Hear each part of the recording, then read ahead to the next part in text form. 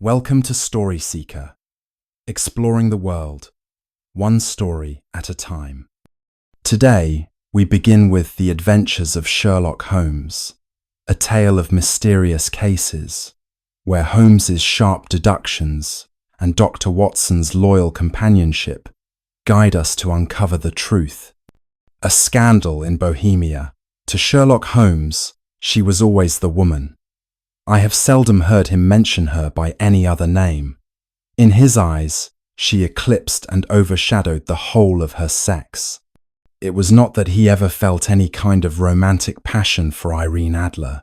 All emotions, and that one in particular, were abhorrent to his precise, cold, admirably balanced mind. He was, in every way, the most perfect reasoning and observing machine that the world has ever seen. But as a lover, he would have been hopeless. He never spoke of the softer passions except in a tone of mockery and derision. They were admirable things for the observer, excellent for drawing a man out or unmasking his motives. But for the trained reasoner, they were distractions, clouds in the clear sky of logic. A lover's motives, a lover's fears, a lover's impulses.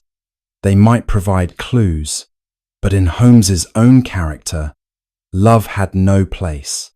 He valued the clarity of reason too much, and any hint of emotional entanglement was to him a contaminant, a grain of dust in the finely tuned instrument of deduction.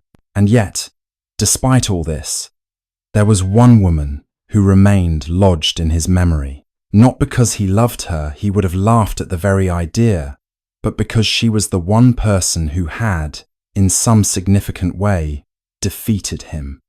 That woman was Irene Adler, and whenever Holmes spoke of her, it was with a mixture of admiration and acknowledgement that she had bested him where few others could even match his mind. It had been some years since I had lived in Baker Street with Holmes. My marriage had introduced new duties, and my practice as a doctor absorbed the greater portion of my time.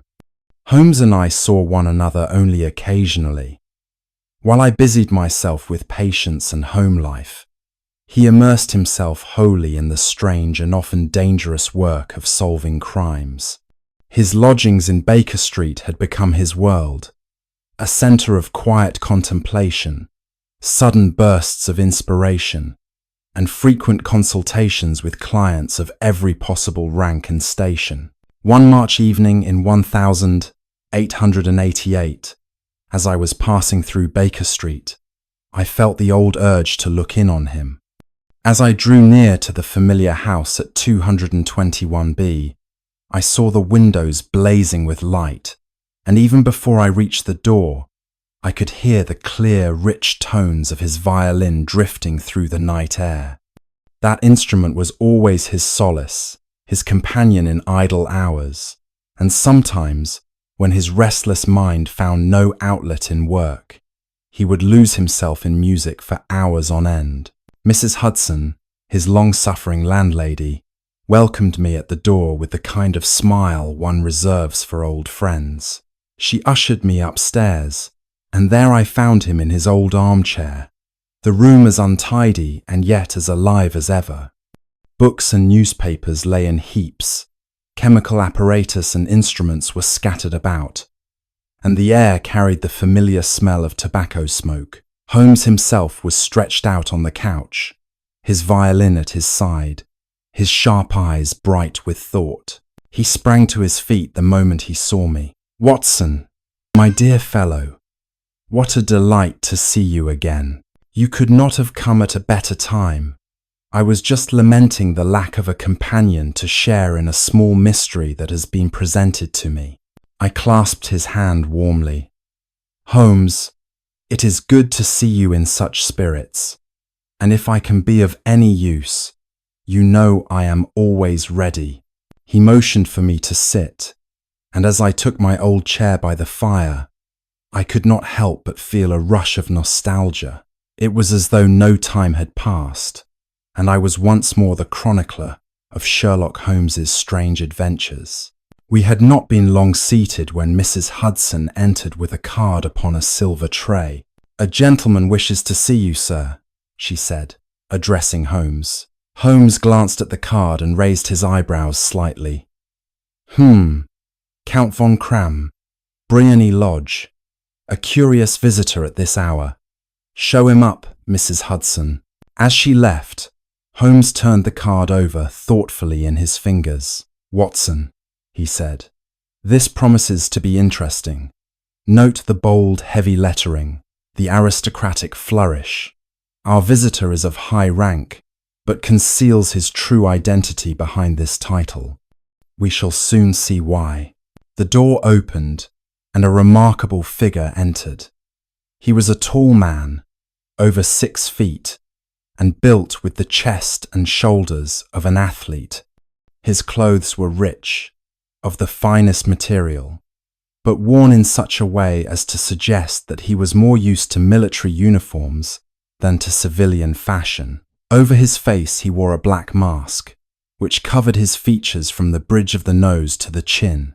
He bowed with a mixture of dignity and haste, then spoke in a deep, accented voice. "You will excuse my mask. It is not that I wish to play a trick upon you, Mr. Holmes, but rather that I am well known, and the matter I bring you is of the utmost delicacy. May I speak freely, with this gentleman present?" He indicated me. Holmes settled back in his chair.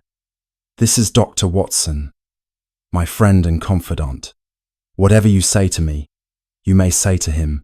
The masked man hesitated, then with a quick gesture pulled the mask from his face and cast it aside. The sight that met us was unmistakable.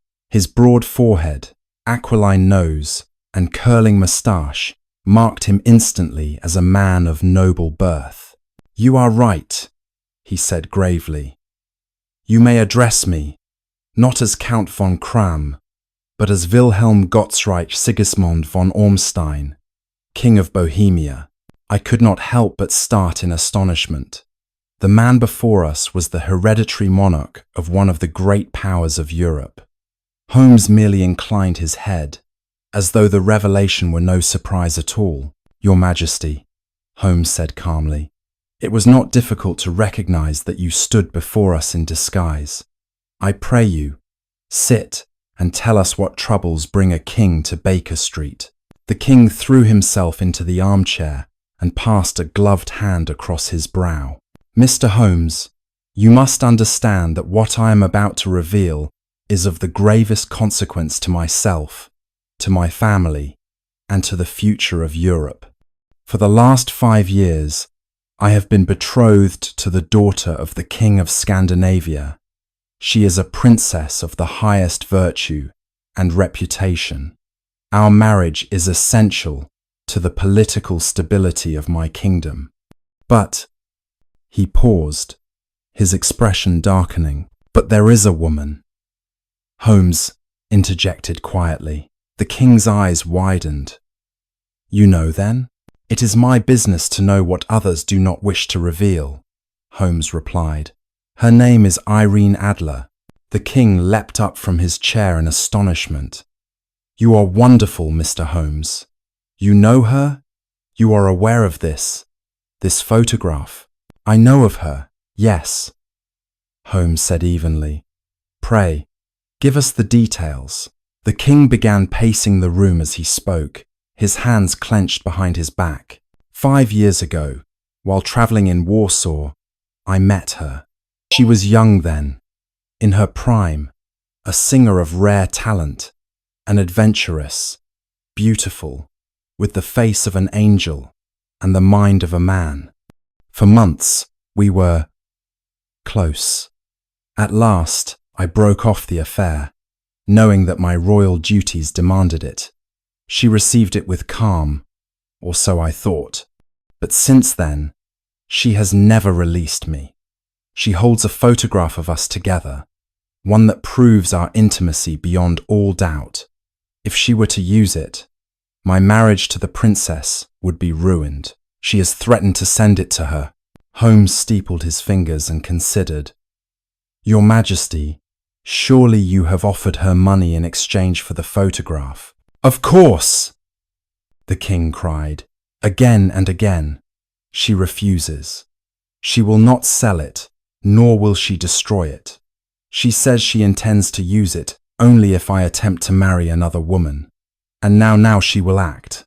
Holmes's lips curved in the faintest smile. And so your Majesty comes to me. Yes, I beg you, Mr. Holmes. Recover the photograph. It is hidden somewhere in her house at Briony Lodge, in St. John's Wood. You may name your own price. The canon said, My work is not for sale, Holmes said sharply. But the problem interests me. What is the size of this photograph? Cabinet size, the king replied. And you are sure it is hidden at her house, not already sent elsewhere? She keeps it with her, I am certain of it. And Mr. Holmes, you must not underestimate her. Irene Adler is no ordinary woman.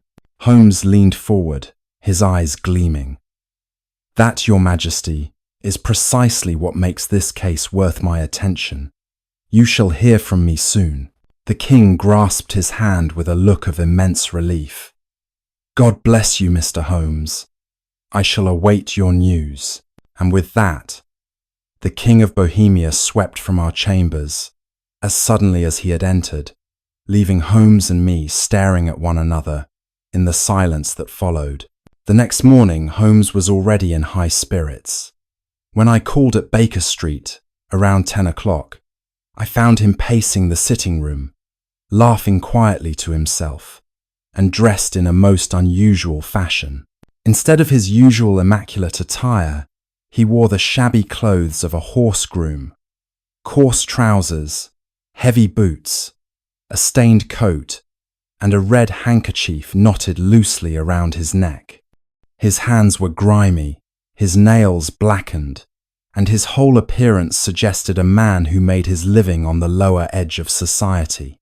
Well, Watson, he said cheerfully, you see before you the humble groom. I've spent the morning loitering around St. John's Wood, and I can tell you more about Irene Adler than her nearest neighbours. She rides out every afternoon at 5 o'clock sharp, drives in a smart little brougham, and returns home no later than 7. She has few visitors, save for one gentleman who is quite constant in his attentions, Mr. Godfrey Norton, a lawyer of the Inner Temple. The nature of their relationship, however, remains unclear. I raised an eyebrow. Do you suspect she is in love with him?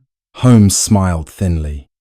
That, Watson, is exactly what I intend to find out. This afternoon, I shall pay her another visit, though, in a different guise. You are free today? Absolutely, I said. Good. Then I shall need your assistance.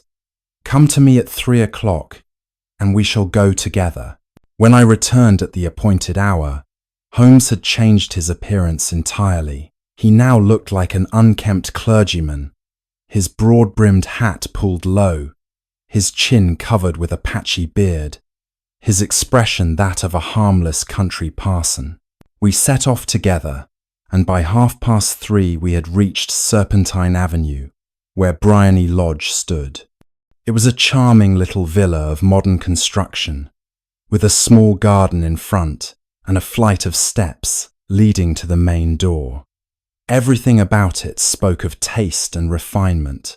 As we loitered nearby, we saw Irene Adler's brougham draw up to the gate. She herself stepped out, tall, slender, with the kind of figure that even the plainest dress could not conceal. She wore a dark walking suit and a small hat with a feather, and I must confess that even I, hardened as I was to Holmes's indifference, was struck by her beauty. Holmes watched keenly, though with no trace of admiration, only the sharp eye of a man noting every detail for future use. Hardly had she entered the house when another cab dashed up, and out sprang a well-dressed man in his 30s, evidently in great haste. He rang the bell furiously, was admitted at once, and in a few minutes reappeared, pulling Irene Adler out with him. Both were laughing, both in the highest spirits. "By Jove, Watson," Holmes muttered. "It seems our lady has her hands full." They jumped into the brougham, shouted to the driver, and the carriage rattled off down the road. We hailed a hansom cab and followed as best we could. The chase led us to a church in the Edgware Road. There, they both sprang out and hurried inside. Holmes gripped my arm. "Quick, Watson! This promises to be more amusing than I expected." We rushed in after them, just in time to see them standing before the altar rail, speaking with the clergyman.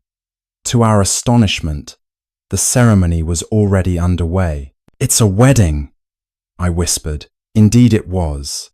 Godfrey Norton and Irene Adler were being married on the spot.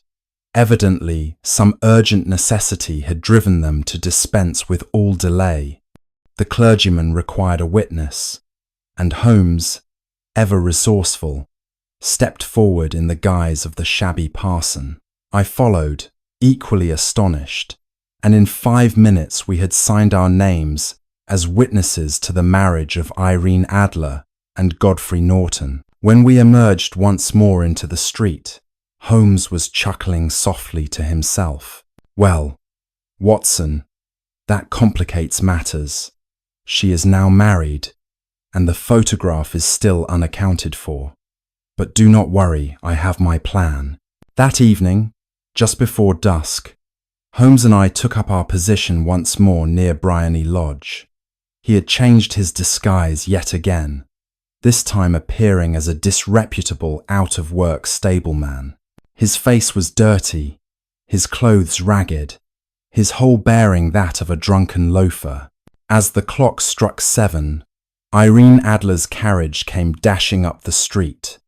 She alighted, and in that instant, Holmes put his plan into motion. A group of loafers, previously gathered on the pavement, Holmes had somehow arranged them beforehand, jostled and scuffled as she stepped down. In the confusion, Holmes, pretending to protect her, was struck by one of the men and fell heavily against the steps, blood streaming from a wound on his forehead. A cry of horror went up. Irene Adler herself, with all the quick compassion of a woman, rushed to his side. "This poor man is hurt. Bring him in here," she cried, and with her own hands helped to carry him into the sitting room of Briony Lodge. I had been waiting close by as instructed, and now followed quickly, slipping into the house among the crowd. Holmes lay upon the couch, apparently unconscious. I saw him glance at me for an instant, then his eyes closed again. Irene Adler bent over him, giving hurried orders to her maid. "Bring some water, fetch a doctor." At that moment, Holmes gave me the signal he had prepared. A small twist of his hand, that was enough. Instantly I shouted, "Fire! Fire!" and pointed toward the window. The cry was taken up by those in the room, then by those outside. "Fire! The house is on fire!" Panic broke out at once. Irene Adler sprang to her feet, her eyes darting around the room. Without hesitation, she rushed to a small sliding panel in the wall, pulled it open, and reached inside. In her hand flashed a photograph, which she clutched instinctively to her breast. Holmes's eyes flickered open.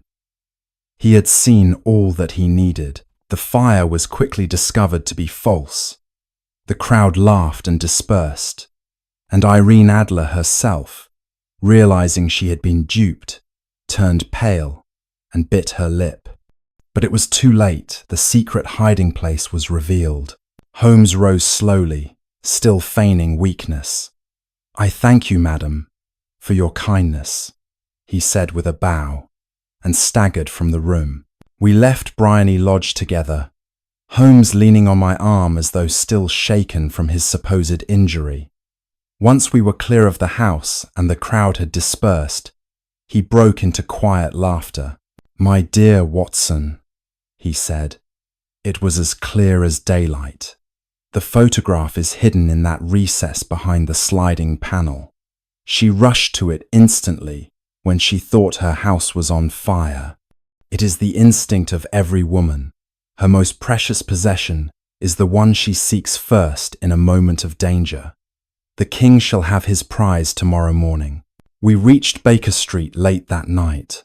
Holmes removed his disguise, lit his pipe, and stretched out in his chair with evident satisfaction. It has been a most interesting case, Watson.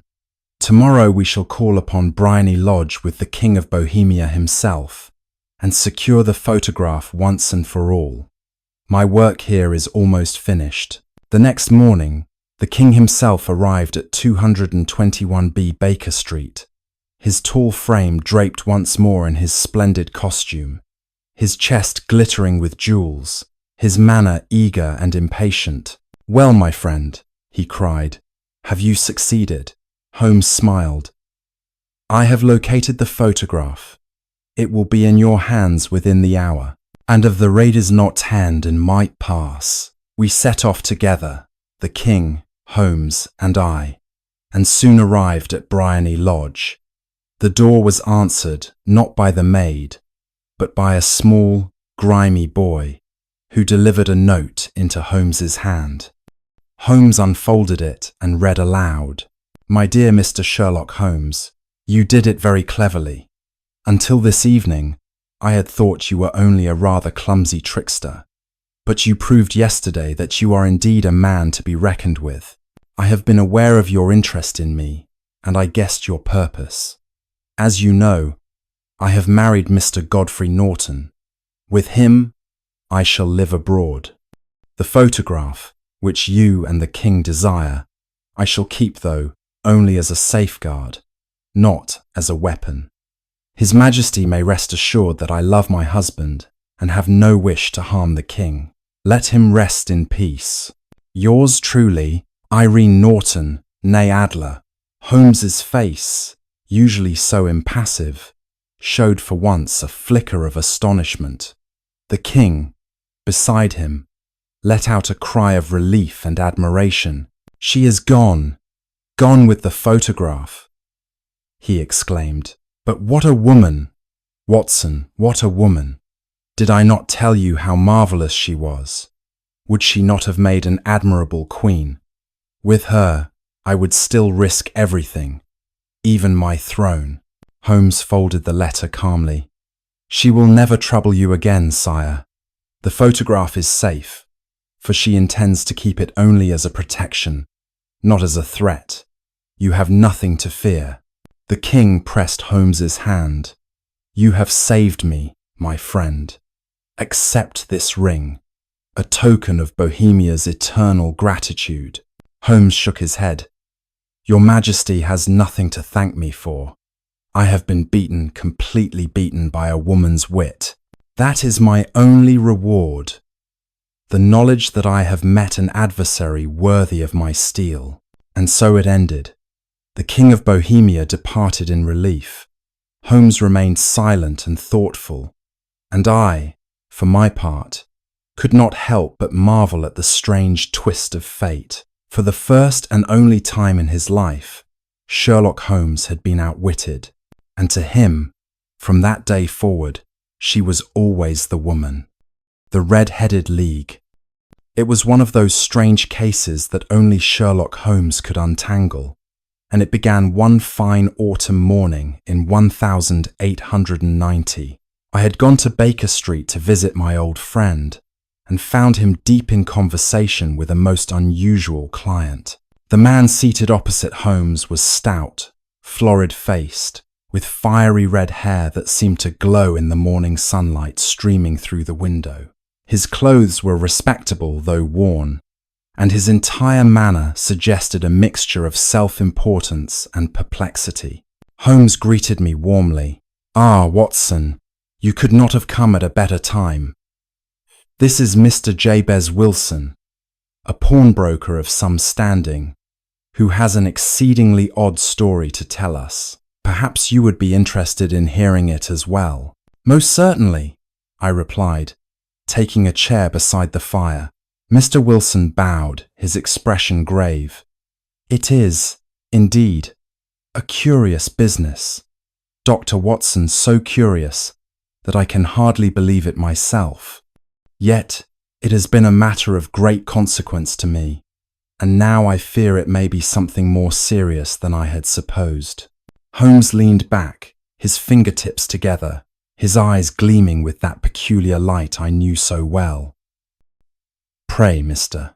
Wilson, give us the facts from the beginning. Spare no detail, however trivial. We must know everything if we are to understand this affair. Mr. Wilson cleared his throat and began.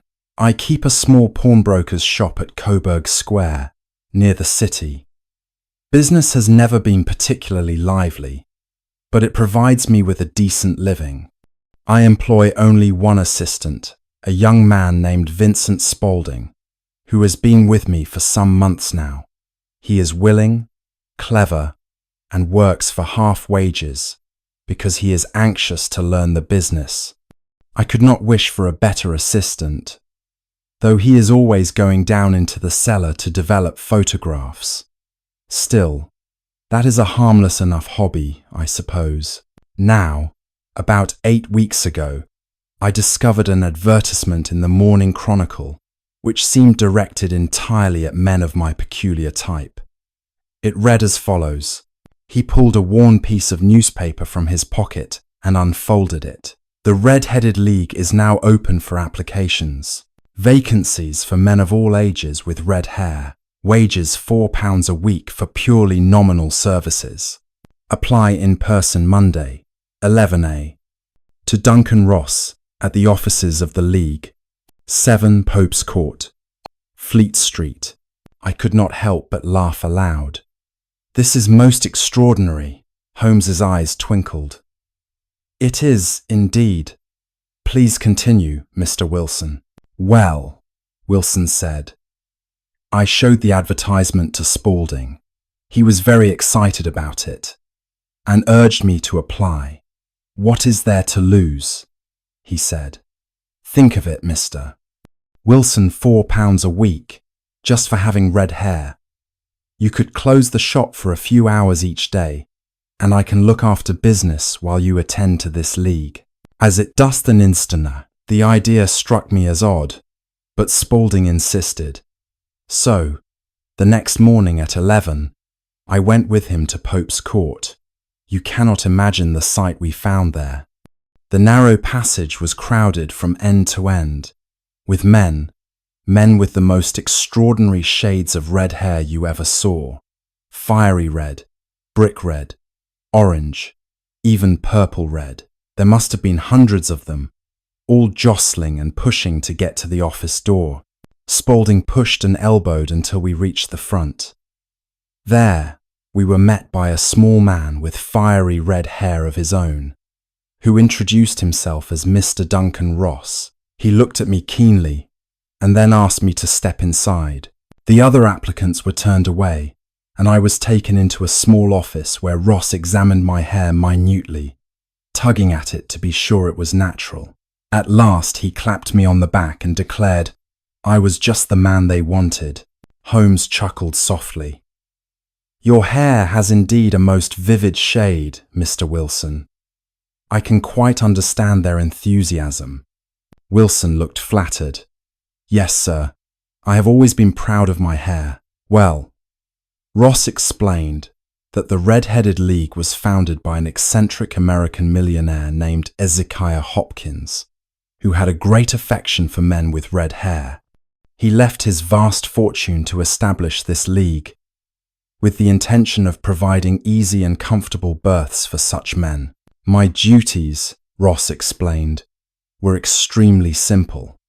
I was to occupy an office at the League 4 hours every day, from 10 until 2, and copy out entries from the Encyclopaedia Britannica. That was all. I was not to leave the office for any reason during those hours, but for this I would receive £4 a week. She whence the things that cost, I gasped. £4 for copying an encyclopedia, Exactly, Dr. Watson. It seemed almost too good to be true, but I agreed at once. For 8 weeks I worked steadily, writing page after page. The pay was excellent, and I thought myself a lucky man. Here, Wilson's face clouded, and he leaned forward earnestly. But then, this morning, it all ended. I went to Pope's Court at the usual hour, only to find the office locked and the door painted over. A sign was nailed to the shutter. The Red-Headed League is dissolved. No explanation, no address, no trace of Mr. Duncan Ross. I was utterly baffled. I went back to Coburg Square, told Spaulding what had happened, and he advised me to consult you, Mr. Holmes. And so here I am.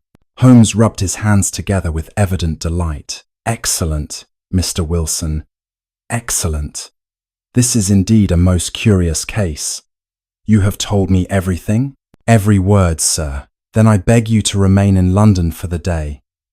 I shall do a little investigating, and by tonight, I think I shall be able to give you a clear account of this matter. Wilson departed, and Holmes turned to me with a gleam in his eye. Well, Watson, what do you make of it? After Mr. Jabez Wilson had taken his leave, Holmes leaned back in his chair, his eyes gleaming with that peculiar fire which always told me he was upon the scent of something remarkable. It's a most singular affair, Watson, he said. But mark my words, there's more to this than the mere absurdity of a millionaire's whim.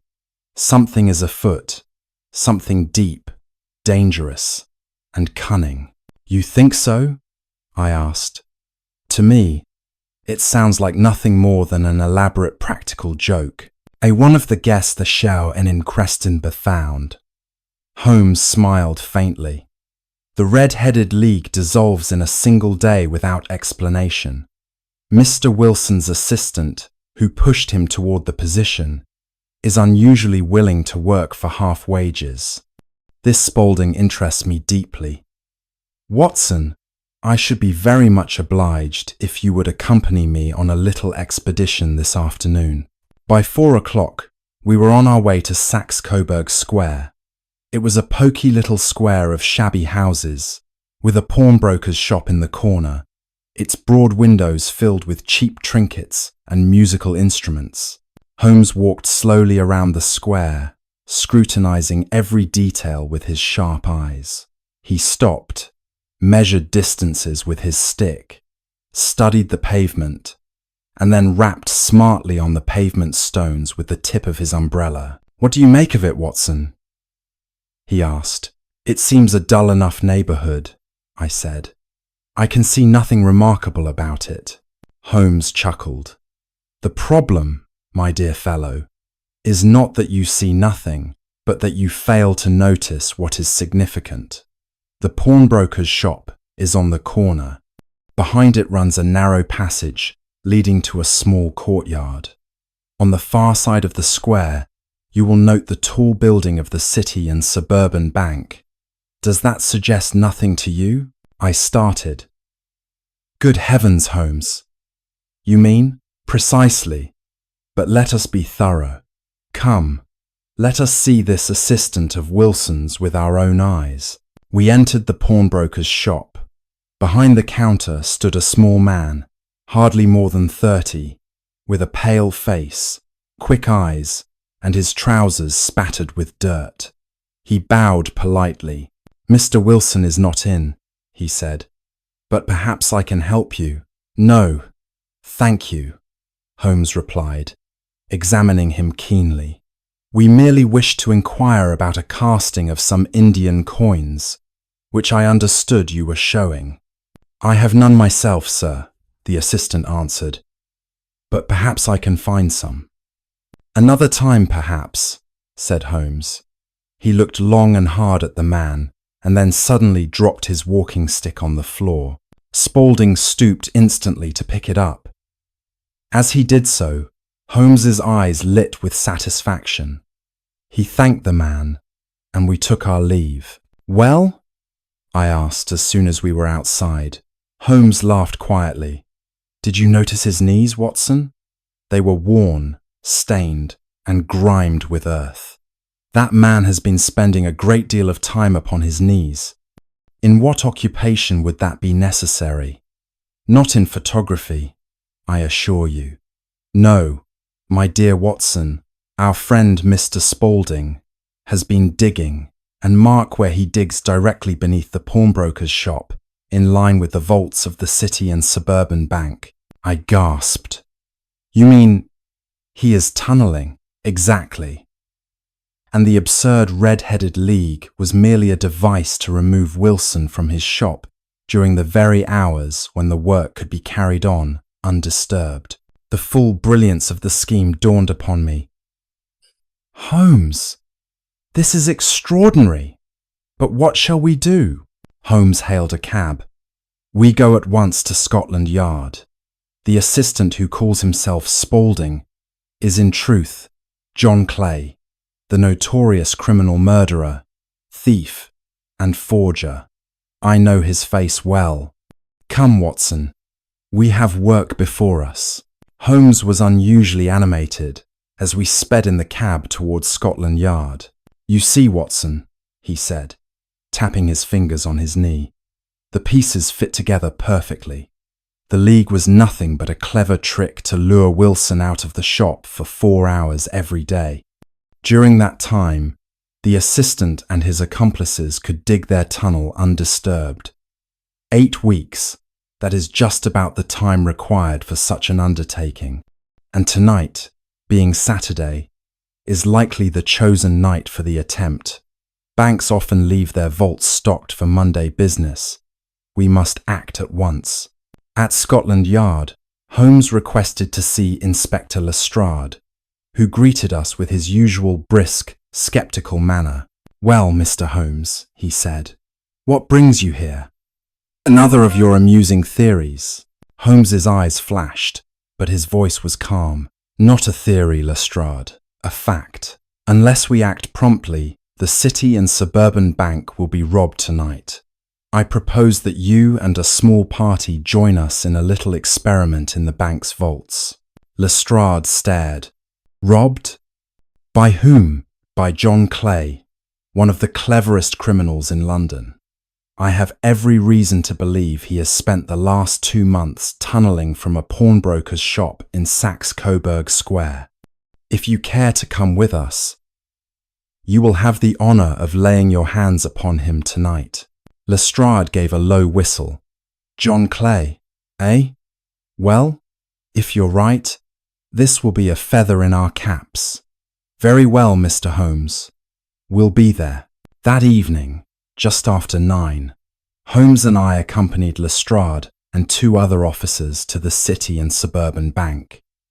We were admitted by Mr. Merriweather, the bank's director, a nervous man who carried a lantern and fretted about the inconvenience of it all.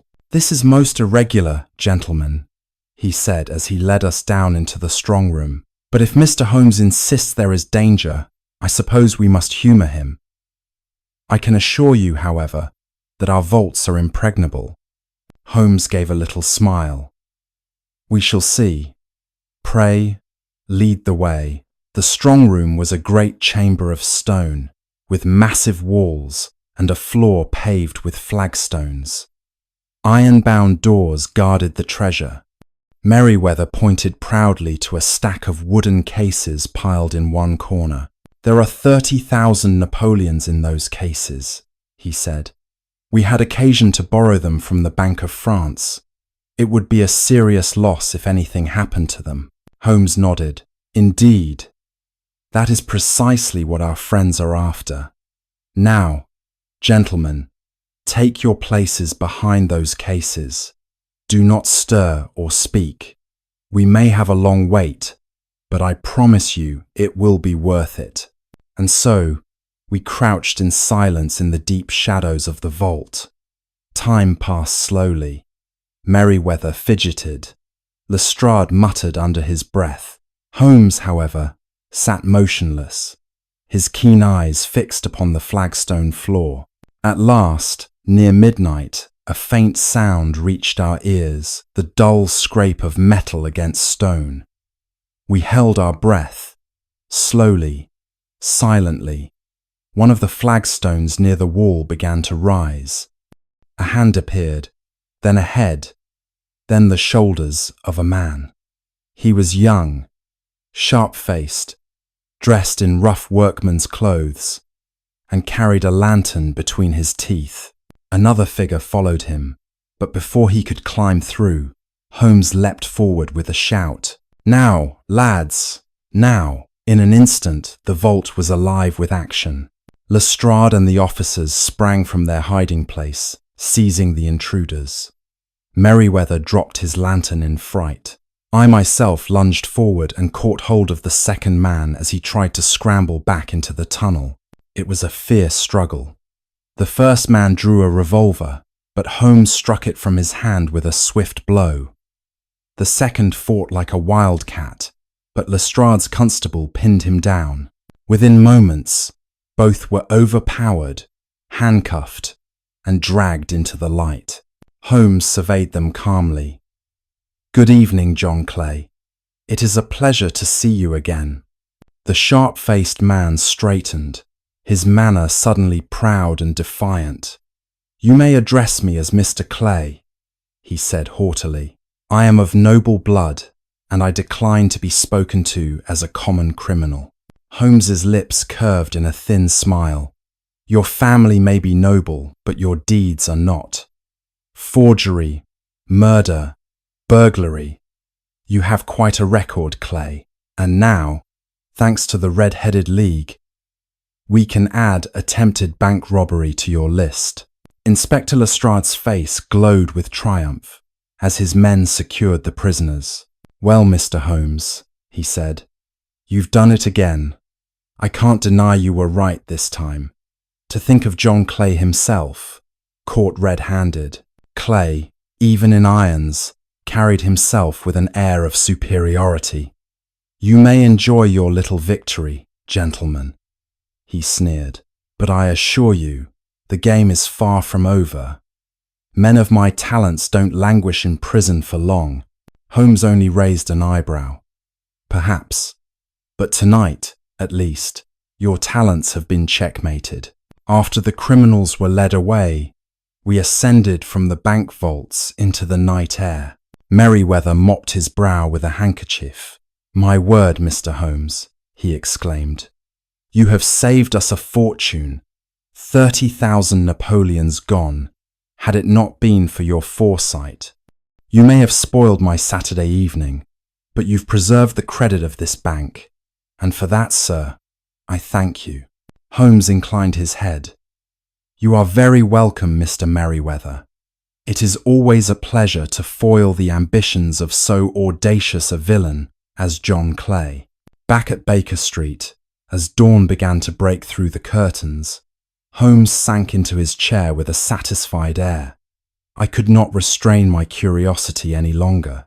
"Holmes," I said, "this has been one of your most remarkable cases, but there are points which I confess I do not fully understand. Will you not explain it all to me?" Holmes smiled faintly. "With pleasure, Watson. The case, you see, was simplicity itself. When Wilson told us of the League and his peculiar employment, several facts leapt out at me at once. First, the League's work hours coincided exactly with the hours when his shop would be closed. That suggested someone wanted Wilson out of the way. Second, his assistant, Spaulding, accepted half wages, an unusual eagerness, hinting at an ulterior motive. Third, Spaulding himself intrigued me. I recognized him at once as John Clay, one of the cleverest criminals in London. His knees were stained and worn, clearly from digging. Combine that with the pawnbroker's position in the square, and it became obvious. They were tunneling toward the bank. I nodded. But the sudden end of the League. Holmes leaned forward. Elementary. The tunnel was complete, so the ruse was no longer necessary. They dismissed Wilson, intending to strike immediately. That told me the robbery would be attempted within days indeed, likely on Saturday night. The rest was simply a matter of waiting. I could not suppress my admiration. Holmes, your powers of deduction never cease to amaze me. While the rest of us saw only absurdity in Wilson's story, you unravelled the entire scheme. Holmes waved a hand modestly. It is merely a matter of observation and reasoning, Watson. The world is full of obvious things which nobody by any chance ever observes. That is where I differ from other men. He lit his pipe, the thin blue smoke curling into the morning light. And so, another case is concluded. The Red-Headed League is dissolved indeed, but in a manner far more dramatic than its founders intended. A case of identity. It was a bright September morning, and I found Holmes lounging in his armchair. His long, thin figure stretched out in indolence, though his eyes gleamed with that restless energy that told me his brain was as active as ever. He had just finished reading the agony column of the morning paper when a knock came at the door, and Mrs. Hudson ushered in a lady. She was a woman of large build, plainly dressed, with a face that carried both good nature and an air of stubborn simplicity. She wore a small feathered hat, gloves a size too tight, and spectacles that caught the light as she looked around the room with some nervousness. "Pray take a seat, miss," said Holmes, with his usual air of quiet courtesy. "Miss Mary Sutherland," she replied, settling herself heavily into the chair. Her voice was earnest, though a little breathless. Holmes steepled his fingers and regarded her with keen eyes. "Pray tell us your story." She clasped her gloved hands together. "It's about my fiancé, Mr. Holmes. He has disappeared. I don't know what to do. I thought maybe you could help me find him." "Ah," said Holmes softly. "Pray continue." Mary explained her situation with an artless directness that made me pity her. Her father had been dead for years, and her mother had remarried a man named James Windybank, who was much younger than herself. Mary lived with them, earning her own living through a typewriting business, from which she made a modest but independent income. "My mother and Mr. Windybank never encouraged me to go out much," she said. "They always said it wasn't proper for a young lady to be about in society. So I stayed home, except when I went to my typewriting clients. But last year, Mr. Windybank went to France on business, and while he was away, my mother took me to a ball held by the Gasfitters' Union. It was there I met Mr. Hosmer Angel." At the mention of this name, her face lit up with a mixture of fondness and distress. He was a quiet man, Mr. Holmes, with gentle manners. He had tinted glasses, and he always wore whiskers. His voice was soft, almost whispering, as though he didn't want to be overheard. He was so considerate, so respectful. We walked together, and he soon began to call at our house. My stepfather was against it, of course, but Mr. Angel and I, well, we understood each other. He asked me to marry him, and I consented. Her voice trembled as she went on. "But on the morning of our wedding, Mr. Holmes, on that very morning, he vanished. We were to meet at the church. I was there, waiting in my wedding dress, with my mother by my side. The minutes passed. An hour went by, but Hosmer Angel never came. He disappeared without a trace. Since then, I have heard nothing. It is as though the earth swallowed him up." She produced a bundle of letters, tied with ribbon, and handed them to Holmes. "These are his letters. Perhaps you can make sense of them. He always typed his letters, you see, said his handwriting was poor, and he always signed them in full. Hosmer Angel." Holmes accepted them gravely, glancing over the sheets with his sharp eye. I leaned forward, fascinated by this curious tale. "And you have no idea where he lived, or where he worked?" "No, sir." Mary replied. He said he was in a city office, but he never gave me the address. He always insisted that our love must remain secret until after the wedding, for fear that my stepfather would oppose it. I trusted him, Mr. Holmes. I believed in him, and now I don't know what to think. When I caught strong, Holmes gave a slight nod. You have done wisely to come to me, Miss Sutherland. Rest assured, we shall investigate this matter with the utmost care. I shall write to you in a day or two with the results. Meanwhile, please go about your work as usual and think as little as possible about Hosmer Angel. The lady rose, thanked him warmly, and departed, leaving the faint scent of her perfume lingering in the air. When the door closed behind her, I turned eagerly to Holmes. Surely this is a strange case, Holmes. What do you make of it? Holmes stretched lazily, though his eyes were sharp with suppressed amusement. It is indeed strange, Watson, though not quite so mysterious as our client believes. I already have the solution. I stared at him. You cannot be serious. She told us scarcely anything. Holmes smiled faintly. On the contrary, she told us everything. It is a simple case, Watson, painfully simple. But let us keep the lady's hopes intact until we can confirm the details. When our visitor's footsteps faded down the stairs, Holmes leaned back, eyes half closed, fingers steepled as the smoke from his pipe curled around him like a veil. I waited in silence, knowing better than to disturb his thoughts when he was in that peculiar state of concentration. At last, he spoke. Watson, what do you think of our client's fiancée? I considered. Hosmer Angel? A strange figure, certainly. His behavior is unusual, but perhaps he was simply shy or fearful of her family's disapproval. Holmes chuckled softly. You are charitable as always, but consider, a man who insists on secrecy, who never allows his handwriting to be seen, who disguises his voice, and who vanishes on the morning of his wedding. Surely, Watson, the solution is staring us in the face. I frowned. You mean you already know who he is? Holmes picked up one of the typed letters and held it delicately between his fingers. Look at this. Every letter is typewritten, uniform, betraying no individuality, and observe each line is perfectly aligned, except here, where the typewriter ribbon has slipped. That flaw recurs in every letter. It is the same machine.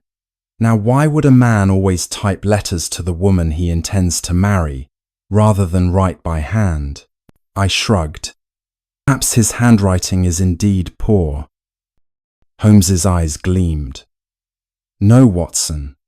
It is because he does not want his handwriting recognized. And why conceal his voice behind a whisper? Why hide behind tinted glasses and whiskers? Because he does not wish to be identified. He is a man, already known to our client, so well known that she would recognize him at once if she saw him in his true form. My heart leapt with the dawning realization. Holmes, you mean Hosmer Angel is someone close to her? Someone in her own household? Precisely, said Holmes, with satisfaction. And who has the strongest motive to keep her from marrying? Who would lose if Miss Sutherland left home and took her comfortable income with her? I caught my breath. Her stepfather, James Windybank, Holmes nodded. Just so. The entire masquerade was his doing. He assumed the disguise of Hosmer Angel, wooed her under false pretenses, and vanished at the altar so that she would remain unmarried, thus leaving her money and her service still under his roof. It is a cruel trick, Watson, but a clever one. At that moment, there was a knock at the door, and Mrs. Hudson brought in a card upon a tray. Holmes glanced at it and smiled. Speak of the devil, he murmured. Mr. James Windybank, here in person. I expected he would call upon us. A moment later, the man himself entered, a thin, sharp-featured fellow with pale eyes, dressed in a frock coat. His expression was wary, as though he had walked into a trap. "Mr. Holmes," he said, bowing slightly, "I understand you have been consulted about my stepdaughter's unfortunate situation. I thought it best to call and offer my perspective." Holmes gestured him to a chair. "Pray sit down, Mr. Windybank. Yes, I am indeed looking into the matter. Your stepdaughter has placed great faith in me, and I intend not to disappoint her." Windybank forced a thin smile. "Indeed? Well, of course, it is a most mysterious affair. A pity, really a young girl's romantic fancy gone astray. But surely it is of no great consequence. She will get over it soon enough." Holmes's eyes bored into him like daggers. "On the contrary, sir, it is of very great consequence, and I believe you know more of it than you care to admit." Windybank shifted uncomfortably, but said nothing. Holmes leaned forward. His voice was quiet, but each word struck like a hammer. "Mr. Windybank, I know you are Hosmer Angel. You constructed that identity, typed letters to conceal your hand, whispered to disguise your voice, wore tinted glasses and whiskers to hide your face. You invented this phantom fiancé to entrap your own stepdaughter, to keep her unmarried and dependent, so that her income would remain at home. A most ingenious fraud, if I may say so, but transparent once the facts are examined." Windybank's face turned ashen. "That is preposterous, sir. How dare you?" Holmes cut him off. "Spare me your denials. The evidence is conclusive. Your scheme might have succeeded indefinitely had you not underestimated Miss Sutherland's determination to seek the truth. She came to me, and here we are. I want a reflong, eh?" Windybank rose to his feet, anger and fear mingling in his eyes. "You cannot prove a word of it, and even if you could, what crime have I committed? Is it against the law to play a joke? I may have acted foolishly, but the law cannot touch me." Holmes regarded him with cold contempt. "True, the law may not reach you, but rest assured, sir, that there is a higher judgment than the law. You have wronged an innocent woman, betrayed her trust, and made a mockery of her affections. That is punishment enough, for you will never escape the weight of your own conscience." Windybank sneered, but his lips trembled as he turned and left the room without another word. Holmes watched him go, then turned to me with a weary sigh. "It is as I said, Watson, a simple case, though a distasteful one. Poor Miss Sutherland will suffer, but better the hard truth than a lifetime of delusion. She is well rid of such a scoundrel." I nodded, still shaken by the cruel cunning of the scheme. "But Holmes, do you think she will ever believe it? Do you mean to tell her?" Holmes gazed thoughtfully into the fire. "No, Watson. Some truths are too bitter to reveal. I shall merely write to her that her fiancé was unworthy of her, and that she should think of him no more. Let her retain her illusions as far as possible. Reality, in this case, is too harsh." The summons to Boscombe Valley. It was a warm June morning when I called on Holmes at Baker Street and found him deep in conversation with Inspector Lestrade of Scotland Yard.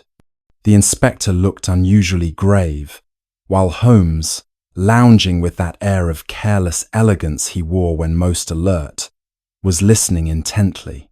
"Ah, Watson," Holmes greeted me. "You've come at the right moment. Lestrade has brought us an interesting case. A murder in Herefordshire at Boscombe Valley." Lestrade cleared his throat. "It's quite straightforward, Mr. Holmes. The local police have already arrested the man responsible. Still, the matter has some peculiar features, and the county constable asked for my help. Since you take an interest in such affairs, I thought you might like to look into it. Holmes's eyes gleamed. A murder with peculiar features. Pray, give us the details. Lestrade unfolded his notes. The victim is Mr. Charles McCarthy, a tenant of Mr. John Turner of Hatherley Farm. McCarthy was found dead by the Boscombe Pool 2 days ago, his head smashed by a blunt instrument. Witnesses saw him go there shortly before, accompanied by his son, James McCarthy. The two were heard quarrelling. Shortly after, James returned alone, visibly agitated. When the body was found, James was arrested on suspicion. The evidence is damning. Holmes tapped his fingers thoughtfully. And what did the son say in his defense? He admits they quarreled, Lestrade said, but he insists he left his father alive and knows nothing of the murder. Unfortunately, no one else was present. Circumstantial evidence is strong against him. Holmes sat upright, suddenly animated. Ah, a case with all appearances of guilt, but perhaps an innocent man accused. Such problems delight me. Watson, will you join me on a trip to Herefordshire? I agreed at once, for I confess that the thrill of adventure at Holmes's side was irresistible. Within an hour, we were on the train, Lestrade accompanying us. During the journey, Holmes questioned the inspector further. Tell me, Lestrade, about the witness who saw the two men together. A gamekeeper's daughter, Miss Alice Turner. Lestrade replied. She happened to be near the pool and heard voices raised in argument. She couldn't hear the words, but she saw young McCarthy lift his hand as though in anger. That was the last time anyone saw the elder McCarthy alive. And the weapon? A heavy stone was found near the body, stained with blood. The doctor says the injuries could have been inflicted by it. Holmes smiled faintly. Stones do not walk about of their own accord. Still, continue. James McCarthy's demeanour is suspicious, Lestrade went on. When questioned, he was confused and contradictory. He admits to quarrelling with his father, but refuses to state the cause. Some say it was about Miss Alice Turner. He wished to marry her, and his father opposed it. Holmes's eyes narrowed. Curious. The refusal to explain suggests something more serious than a lover's quarrel. I must see this young man for myself. As the train rattled on, Holmes grew absorbed in his own thoughts, while I read the newspapers, which were full of the case. Public opinion was heavily against James McCarthy. At last, Holmes broke his silence. Watson, do you recall the saying that truth is stranger than fiction? I believe this case will prove it once more. We shall reach Boscombe by afternoon, and then the game is afoot. We arrived that afternoon at the quiet market town nearest Boscombe Valley. A trap had been sent to meet us, and we drove through pleasant countryside until we reached the scene of the crime. Lestrade led the way, clearly satisfied that the case was all but solved. Boscombe Pool lay in a secluded hollow, fringed with trees and thick reeds. The water, dark and still, reflected the heavy summer clouds. It was a lonely spot, and I could not help a shiver as I imagined the violent scene that had taken place there. This is where the body was found, Lestrade explained, pointing to a patch of flattened grass by the water's edge. The stone, which dealt the fatal blow, was discovered here, beside him. Holmes at once became absorbed in his work. With a magnifying lens, he studied the ground, moving in widening circles, scanning every footprint, every broken twig, every blade of grass. I followed in silence, accustomed to his strange methods, while Lestrade stood by with obvious impatience. You see, Watson, Holmes murmured, crouching low. Here are the tracks of McCarthy himself, heavier older boots, walking firmly. Beside them, the lighter tread of his son. They come together here, where the quarrel must have taken place. He pointed further. But what is this? A third set of prints, smaller, lighter, moving hurriedly among the reeds. Observe the toes pointing outward, peculiarly splayed. That gait is unmistakable. Lestrade frowned. I see nothing remarkable. The boy killed his father in a fit of rage, and that is the end of it. Holmes smiled thinly. If you see nothing, my dear Lestrade, it is because you look but do not observe. These prints belong to someone who was present at the scene, someone who may well have witnessed the crime. We examined the ground more carefully. Holmes pointed out broken twigs, crushed ferns, and even the faint impression where someone had crouched among the bushes. Here, he whispered. Our third party lingered, watching events unfold, and from the direction of the tracks, I would wager this person was hiding before father and son arrived. That suggests premeditation. Lestrade scoffed. The prints are vague, could be from anyone.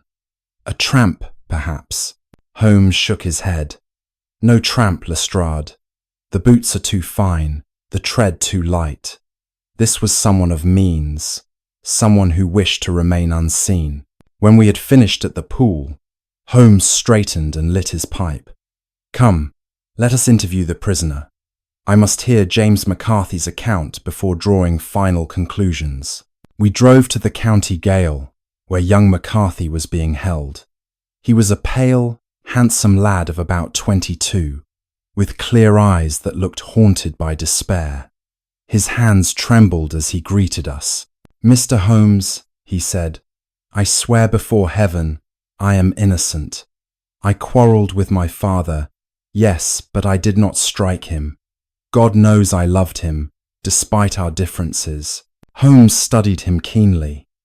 Tell me everything, Mr. McCarthy. The exact words, the cause of your quarrel spare no detail. The young man hesitated, anguish written on his face. I cannot, sir. It concerns another, one whom I would protect even at the cost of my life. But I give you my word, I did not harm my father. Holmes's gaze softened slightly. You are shielding someone else, that much is clear. Very well. I ask only this. What were your father's last words to you? The young man's voice broke. He cried out, A rat! A rat! And then he fell. That is all I can say. Holmes leaned back, eyes narrowing with interest. A rat, you say? Most curious. Thank you, Mr. McCarthy. That will suffice for now. When we left the cell, Lestrade snorted. A transparent lie. He refuses to give the cause of the quarrel because he knows it would condemn him. His guilt is plain, but Holmes's face was alight with triumph. On the contrary, Lestrade. His refusal confirms his innocence. The case is becoming clearer with every word. That evening, Holmes expressed a wish to call upon Miss Alice Turner, the daughter of John Turner, landlord of the Boscombe estate. Lestrade muttered something about wasting time on women's chatter, but Holmes was adamant. Miss Turner received us in a modest drawing room. She was a tall, graceful young woman, with a quiet strength in her manner. Though composed, I could see the anxiety in her eyes. Mr. Holmes, she said earnestly, I am so grateful you have come. James McCarthy is innocent, I know it. He is being sacrificed to appearances, and no one believes me. Holmes bowed slightly. I am inclined to agree with you, Miss Turner, but the truth must rest upon facts, not feelings. Tell me, what reason had James and his father to quarrel? She faltered, colour rising in her cheeks. It was about me. James wished to marry me, but his father opposed it. He had other plans. Other plans? Holmes prompted gently. She lowered her gaze. Mr. McCarthy was pressing James to marry me, even against his will. He spoke to me directly of it. I refused, of course. James had affection for me, but he is honourable. He would not wed without love. Holmes exchanged a quick glance with me. And your father? What was his opinion? Miss Turner's lips trembled. My father seemed eager for the match. Too eager. I do not understand why. Holmes's eyes gleamed. Indeed, that may be the key to the whole affair. When we returned to our inn, Holmes grew unusually restless, pacing the room and smoking furiously. Watson, he said at last, the case is nearly solved. The last words of Charles McCarthy, a rat, are of the utmost importance. He was trying to say a name, not identifying a rodent. His speech was cut short. Consider Boscombe Valley, Australia, Ballarat. Yes, Watson, the goldfields of Ballarat. That is where both McCarthy and John Turner lived in their youth. I stared at him. You mean they shared some dark past there? Exactly, Holmes replied. Turner was once a notorious criminal in Australia, a gang leader known as Black Jack Turner. McCarthy was his companion. Both prospered, returned to England, and settled here. But McCarthy held knowledge that could ruin Turner. He used that knowledge to pressure Turner into forcing the marriage between his son and Turner's daughter. Turner could endure it no longer. Holmes's voice dropped, grim and certain. It was Turner himself, not James, who struck the fatal blow by Boscombe Pool. Next morning, Holmes requested a private audience with John Turner. The old man, frail and white-haired, received us at Hatherley Farm. His face was deeply lined, and he leaned heavily on a stick, coughing as if each breath were an effort. Holmes addressed him quietly. Mr. Turner, I know the truth. You killed Charles McCarthy. The old man trembled violently. God help me, you know it then. Yes, Holmes said, not unkindly, but the world need not know. Your health is failing. You will not live long. Tell me everything, and I promise your confession shall remain sealed, unless James McCarthy's life is again in danger. Turner sank into a chair, his head in his hands. I was a devil once, Mr. Holmes. In Ballarat, I led a gang, robbery, violence, worse. McCarthy was with me. We made money, then came back to England as respectable men. But he never let me forget. He knew my secret, and he used it to squeeze me. He forced me to agree that my Alice must marry his son. She, my sweet child, tied to that brute's family. I could not bear it. His voice broke, and he clutched at his chest. We quarrelled at the pool. He taunted me. My rage blinded me. I seized a stone and struck him down. When I heard his cry, a rat, I knew he meant Ballarat, that he would expose me even as he died. The old man fell silent, trembling and exhausted. Now you have it all. I am guilty. Do with me what you will. Holmes rose, his expression unreadable. Your punishment has already begun, Mr. Turner. I see in your face that you will not outlive the year. I shall not betray your secret, unless justice requires it to save James McCarthy. Confess to your daughter, prepare yourself, and make what peace you can. The old man bowed his head. You are merciful, Mr. Holmes. God knows, I need mercy. When we left Turner's house, Holmes walked in silence, his head bowed in thought. At last he said, Watson, justice must sometimes bend to mercy. Turner is a dying man. To drag him into court would achieve nothing but ruin his daughter's life. He has confessed to me, and that must be enough. James McCarthy shall go free. Back in town, Holmes spoke privately with Lestrade. I believe you will find sufficient reason to withdraw the case against young McCarthy, he said coolly. The evidence does not sustain the charge. Lestrade bristled. But the footprints, the quarrel, the refusal to explain, Holmes smiled faintly. All circumstantial. The boy is innocent. If you proceed, you will find the defense can tear your case to shreds. Better to let him go quietly now. Lestrade muttered under his breath, clearly unconvinced, but Holmes's authority carried weight. Within a week, James McCarthy was released, the case officially abandoned for lack of evidence. I met Holmes in Baker Street a few days later, curious as ever. So the secret dies with Turner, I said, and James is free to live his life. But what of Alice Turner? Did she ever learn the truth? Holmes leaned back in his armchair, steepling his fingers. Turner confessed to her, Watson. She knew before he died, but she forgave him. She is strong, that girl, stronger than most men I know. He gave one of his rare smiles. As for James, he will soon recover from this ordeal. The two young people will be united in marriage, free from the shadow of McCarthy's coercion.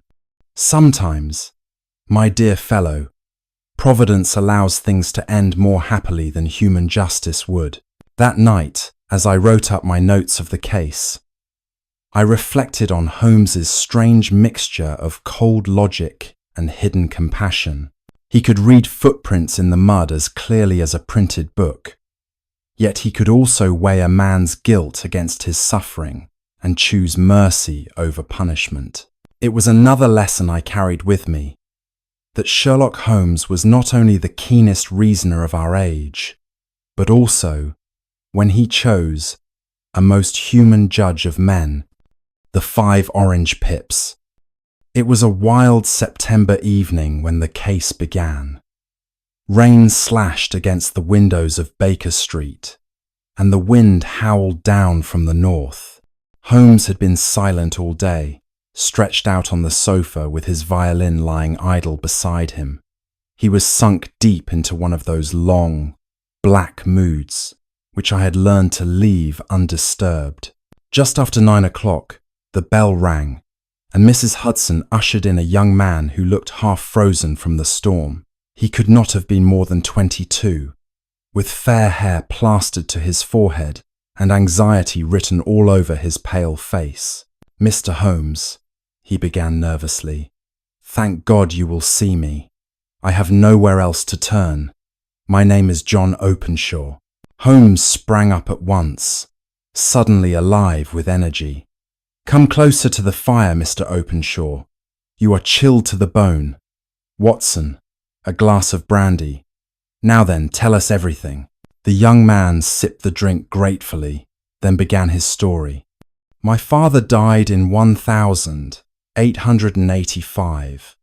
My uncle, Elias, who had been living in America, returned to England that same year and invited me to live with him. He was a strange man, Miss Holmes, short-tempered, suspicious, a heavy drinker. But he had money, and he treated me as his own son. He had spent years in Florida, on a plantation. He had fought in the Civil War on the Confederate side.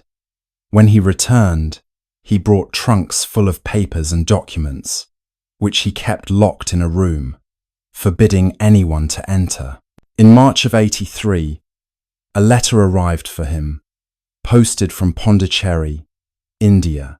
Inside was nothing but 5 dried orange pips. My uncle went deathly pale when he saw them. He read the envelope, muttered K, K, K, and locked himself in his room for days. Within a week, he was dead drowned in his own garden pond, though no one could explain how. The coroner called it suicide, but I swear he feared something or someone that had followed him across the seas. Holmes leaned forward. You said the letter bore only the initials K, K, K, and 5 orange pips inside. Yes, said Openshaw. 2 years later, my father received the same letter, this time from Dundee. 5 orange pips and the letters K, K, K, scrawled in red ink. Within a few days, he was found dead, killed in a fall from his horse. The verdict was accident, but I knew better. The young man's voice shook as he continued. And now 2 days ago I received one, posted from East London. The same 5 orange pips, the same cursed initials.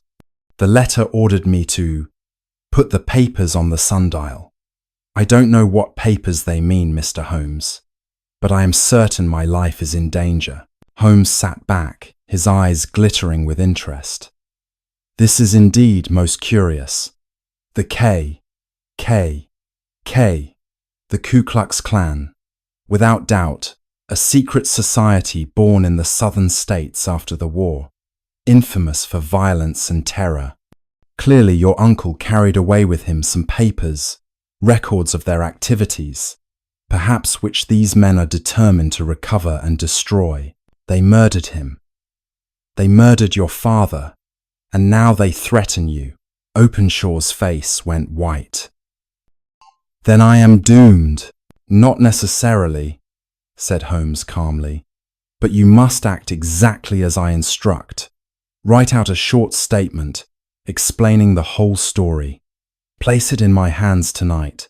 Then, tomorrow, deliver the papers you found in your uncle's locked room, every scrap, to the authorities. That is the only way to defeat them. Openshaw nodded desperately. I will do as you say, Mr. Holmes. I pray it is not too late. As the young man left, I turned to Holmes. Do you truly think he can escape these men? Holmes's expression was grim. It is a question of time, Watson. Whether the law can move faster than the hand of vengeance. For the moment, we have set him on the only possible path. The storm raged through the night, and I awoke next morning with a sense of foreboding. Holmes, however, seemed in high spirits. We must be quick, Watson, he said over breakfast. The matter of the pips presses and speed is everything. But before we could begin, there came a knock at the door. A messenger handed Holmes a copy of the Standard. He scanned it, and I saw his face grow hard. Without a word, he passed the paper to me. The headline struck me like a blow. Tragic death in the Thames. Young gentleman drowned near Waterloo Bridge. The report described how a young man named John Openshaw had been found in the river that morning. He had apparently slipped while hurrying home through the storm, the police said. But Holmes slammed his fist on the table. Slipped? Nonsense. This is murder. Watson, cold and deliberate. They have struck again. For a long moment, Holmes stood by the window, his profile sharp against the grey daylight. His voice, when it came, was quiet, but filled with steel. They shall not escape me. If the law cannot reach them, I shall. That afternoon, Holmes traced the envelope of Openshaw's letter through the postal records. It was posted from the East End, Watson, and from a ship's letterbox. That is vital. It means our enemies are seamen men who can kill and vanish across the seas. We hurried to the docks, where Holmes made his inquiries with his usual precision. At last, he discovered the name we sought, the Lone Star, a sailing vessel bound for Savannah, Georgia. Its crew, largely Americans, had been drinking in East London the very night the letter was posted. There is our quarry, Holmes said grimly. The Ku Klux Klan, reborn on British soil. They think themselves untouchable, but we shall see. Holmes immediately composed a telegram to the police in Savannah. The ship Lone Star carries the murderers of John Openshaw. Arrest the crew and secure the papers of K. Sherlock Holmes. As he dispatched it, I felt a surge of relief. Then justice will be done. Holmes shook his head. We must hope the authorities act swiftly enough. These men are desperate, and fortune has favored them before. For days we waited anxiously for news. Then, at last, a small paragraph appeared in the foreign news section of the papers. The Lone Star, reported missing. Last sighted off the coast of Portugal, believed sunk in heavy gales. No survivors. Holmes read it silently, then set the paper down with a strange, distant look in his eyes. Their punishment has found them, Watson. Not through my hand, nor through the law, but by the hand of fate itself. Openshaw is avenged, though too late to save him. And I carry the bitterness that I was powerless to protect the one who sought my help.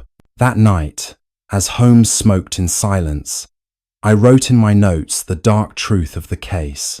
Some mysteries end not in triumph, but in tragedy. And even Sherlock Holmes, the keenest mind in London, was not always swift enough to save the innocent from the shadow of death. The man with the twisted lip. It was close to midnight when I received the urgent knock. I had just settled into my armchair with a book when Mary, my wife, appeared in the doorway, her face anxious. "John," she said softly, "there's someone downstairs, a woman clearly distressed. She insists she must speak with you immediately." I hurried down to find Kate Whitney, a neighbour and old acquaintance, pale and trembling.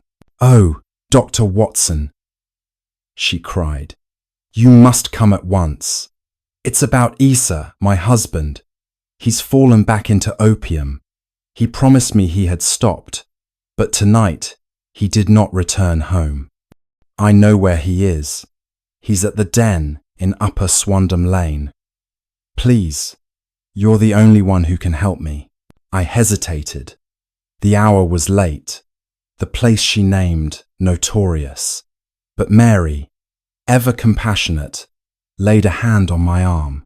"Go, John. She needs you. I'll wait up."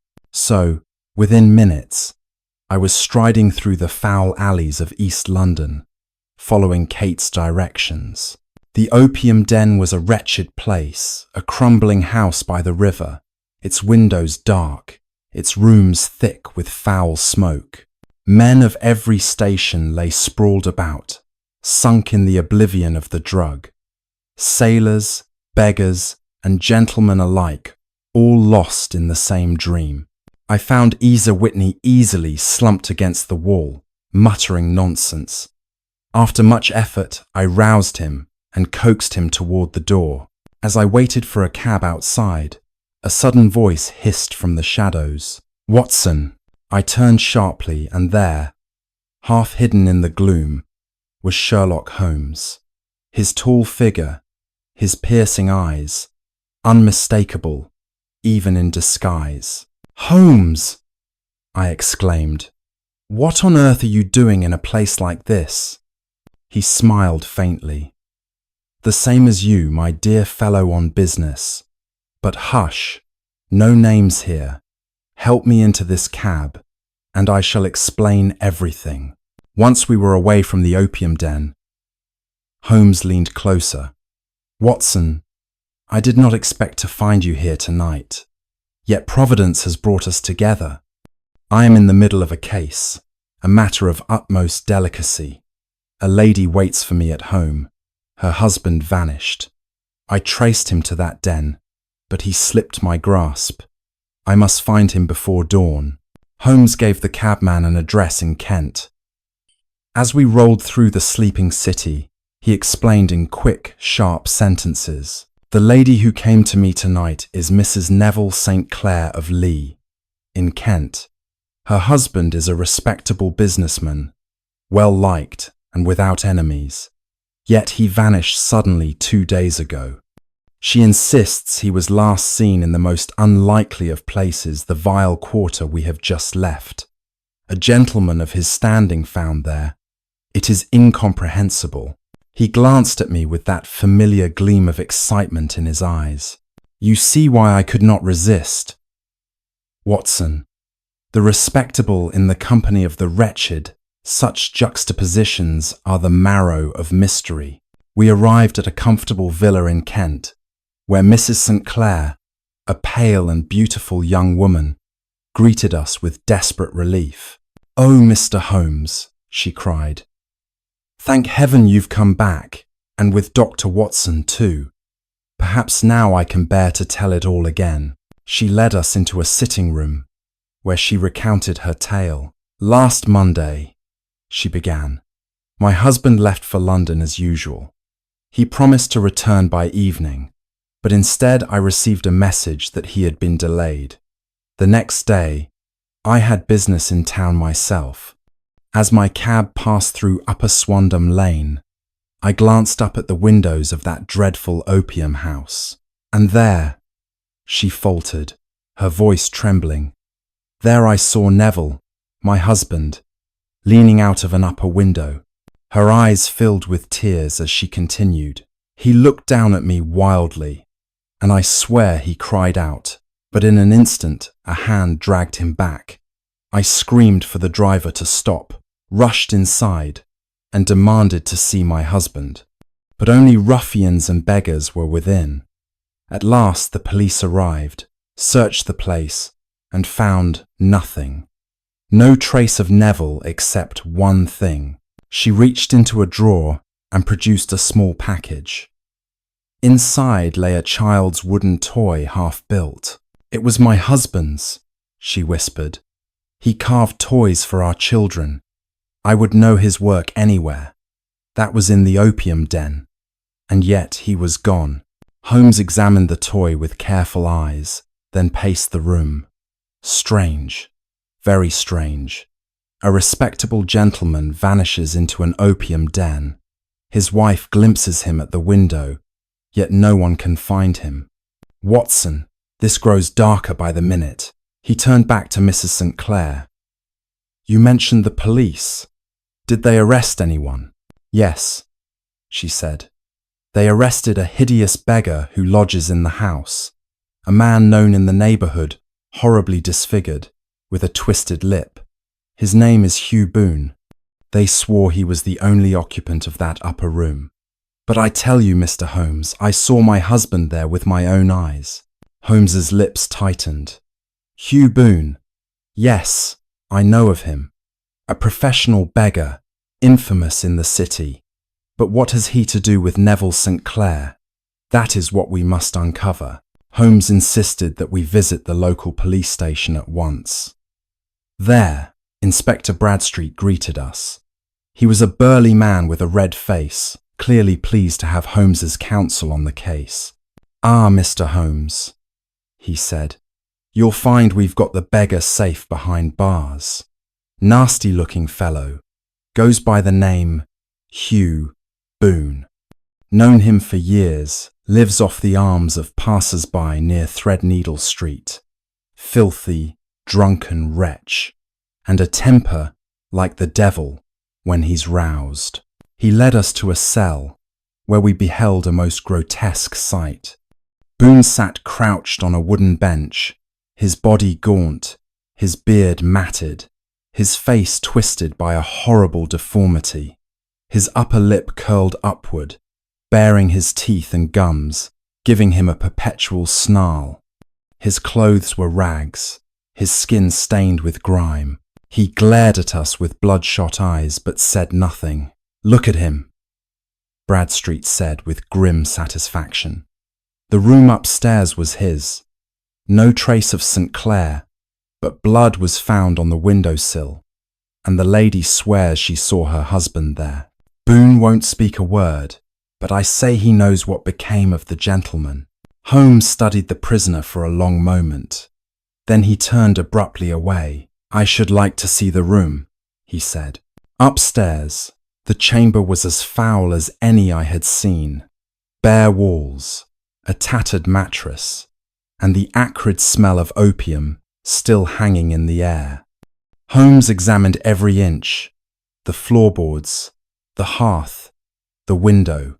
On the sill, indeed, was a small smear of blood. Outside, the river lapped darkly below. Blood, a vanished man, and a beggar who won't speak, I said quietly. It looks bad for poor St. Clair. Holmes only shook his head. Too obvious, Watson. Too obvious by half. When a mystery seems plain, it is often false. That night, back at Baker Street, Holmes sat long in thought, his pipe sending smoke spiraling into the air. Watson, he said suddenly, tell me what is more difficult, to disguise a gentleman as a beggar, or a beggar as a gentleman. I stared at him. Surely the latter. Precisely, Holmes replied, eyes glinting. And yet, I suspect we are dealing with just such a transformation. Tomorrow, I mean to put it to the test. The next morning, Holmes summoned me early. On the table in Baker Street lay a small case of chemicals and a basin of water. Watson, he said briskly, we are going to pay a call on our friend Hugh Boone. I have a theory, and if I am correct, this will be the strangest case you've ever seen. At the police station, Inspector Bradstreet raised an eyebrow at our arrival. Come to stare at the twisted-lipped devil again? He asked. Not exactly, Holmes replied. I have a request. Allow me 5 minutes alone with him, and some soap and warm water. That is all I ask. Bradstreet laughed. By all means, though I fail to see what you expect to learn from a wash. We entered Boone's cell. The beggar scowled at us, his twisted lip baring his teeth in that hideous grin. Holmes stepped forward, calm and precise. Mr. St. Clair, he said softly, the game is up. The beggar started violently, his eyes wide. Holmes wasted no time. He seized a sponge, dipped it in the basin, and with firm strokes began to scrub at the man's face. The grime came away, the beard loosened, the stains vanished, and slowly, astonishingly, the twisted mouth straightened. The deformity dissolved. Before us sat a clean-shaven man, pale and trembling, Mrs. St. Clair's husband, Neville himself. The confession poured out. He had not been kidnapped, nor murdered. He was Hugh Boone. By day, Neville St. Clair was a gentleman with a house in Kent. But in the city, disguised as a beggar, he had discovered a shocking truth. Panhandling on the streets earned him more money than honest work ever had. Each morning he donned the rags and the twisted lip. Each evening he returned to his family, claiming to have laboured respectably. On the day his wife saw him, he had been at his beggar's trade when she passed unexpectedly. In panic, he tried to pull back from the window. In the struggle, he cut himself on the sill, hence the blood. To conceal his secret, he remained silent even under arrest. Inspector Bradstreet could hardly believe it. You mean to tell me, he sputtered, that a respectable gentleman has been living a double life as a common beggar? Exactly, Holmes said coolly. The most successful beggar in London. You see, gentlemen, crime is not the only way to earn dishonestly. That evening, as we left the station, I said to Holmes, it is astonishing, but also pitiful. Imagine deceiving one's wife so cruelly. Holmes shrugged. My dear Watson, men have destroyed themselves for less. Vanity, greed, fear of poverty, they drive people to the strangest disguises. Claire is guilty only of weakness, not of crime. Let us hope he abandons his masquerade for good. And so ended the case of the man with the twisted lip, a tale of deception, desperation, and the thin veil that separates respectability from disgrace. The Adventure of the Blue Carbuncle. It was 2 days after Christmas when I visited Holmes at Baker Street. I found him lounging in his dressing gown, a pipe between his lips, a half-smile on his face. Before him on the table lay two strange objects, a battered felt hat and a plump white goose. "Ah, Watson," he cried. "Merry Christmas, my dear fellow. You arrive at just the right moment. Here we have one of those little problems that are the spice of life. Look," he gestured at the items.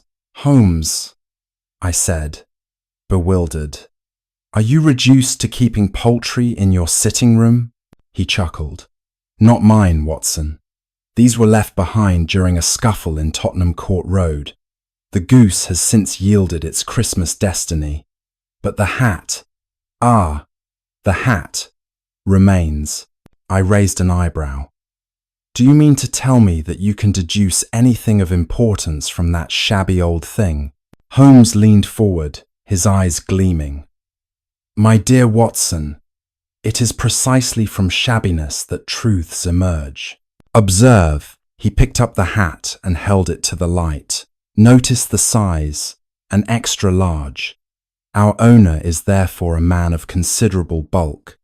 The hat is 3 years old, once of excellent quality, now cracked and stained. Yet he has tried to keep it in repair with tallow for the leather and ink for the band. Clearly, he had means but has fallen on hard times. Still, he is not entirely destitute, for he has the foresight to use such methods. A moral man, to see how it is free of the common parasites that infest the hats of the careless." I laughed. "Holmes, you cannot possibly tell all that from a hat." He smiled thinly. "And yet, Watson, I can tell you more. The man has foresight, but lacks energy. He has been losing weight recently. He is intellectual, for the hat is lined with dust rather than hair. He spends time indoors, not out in the wind. And he has a wife who has ceased to love him." "Holmes!" I exclaimed. "That is outrageous." He tapped the brim. "Not at all. Here is the tallow stain suggesting the wife no longer brushes or tends it for him. The goose and the hat were a Christmas gift, meant to be carried home. But in a brawl, they were dropped. That is the entire mystery before us." At that moment, Peterson, the commissionaire, who had found the hat and goose, returned, looking pale with excitement. "Mr. Holmes," he stammered. "The goose, sir. The goose you gave me to cook. Look what my wife found inside it." He held out a small, dark blue stone that glittered with a fire of its own. Holmes leapt to his feet. "By heavens, Watson, it is the blue carbuncle." Holmes took the glittering stone from Peterson's trembling hand and held it to the light. Its deep blue core seemed to burn with an inner flame, throwing sparks of crimson and violet. "There is no doubt," Holmes said quietly.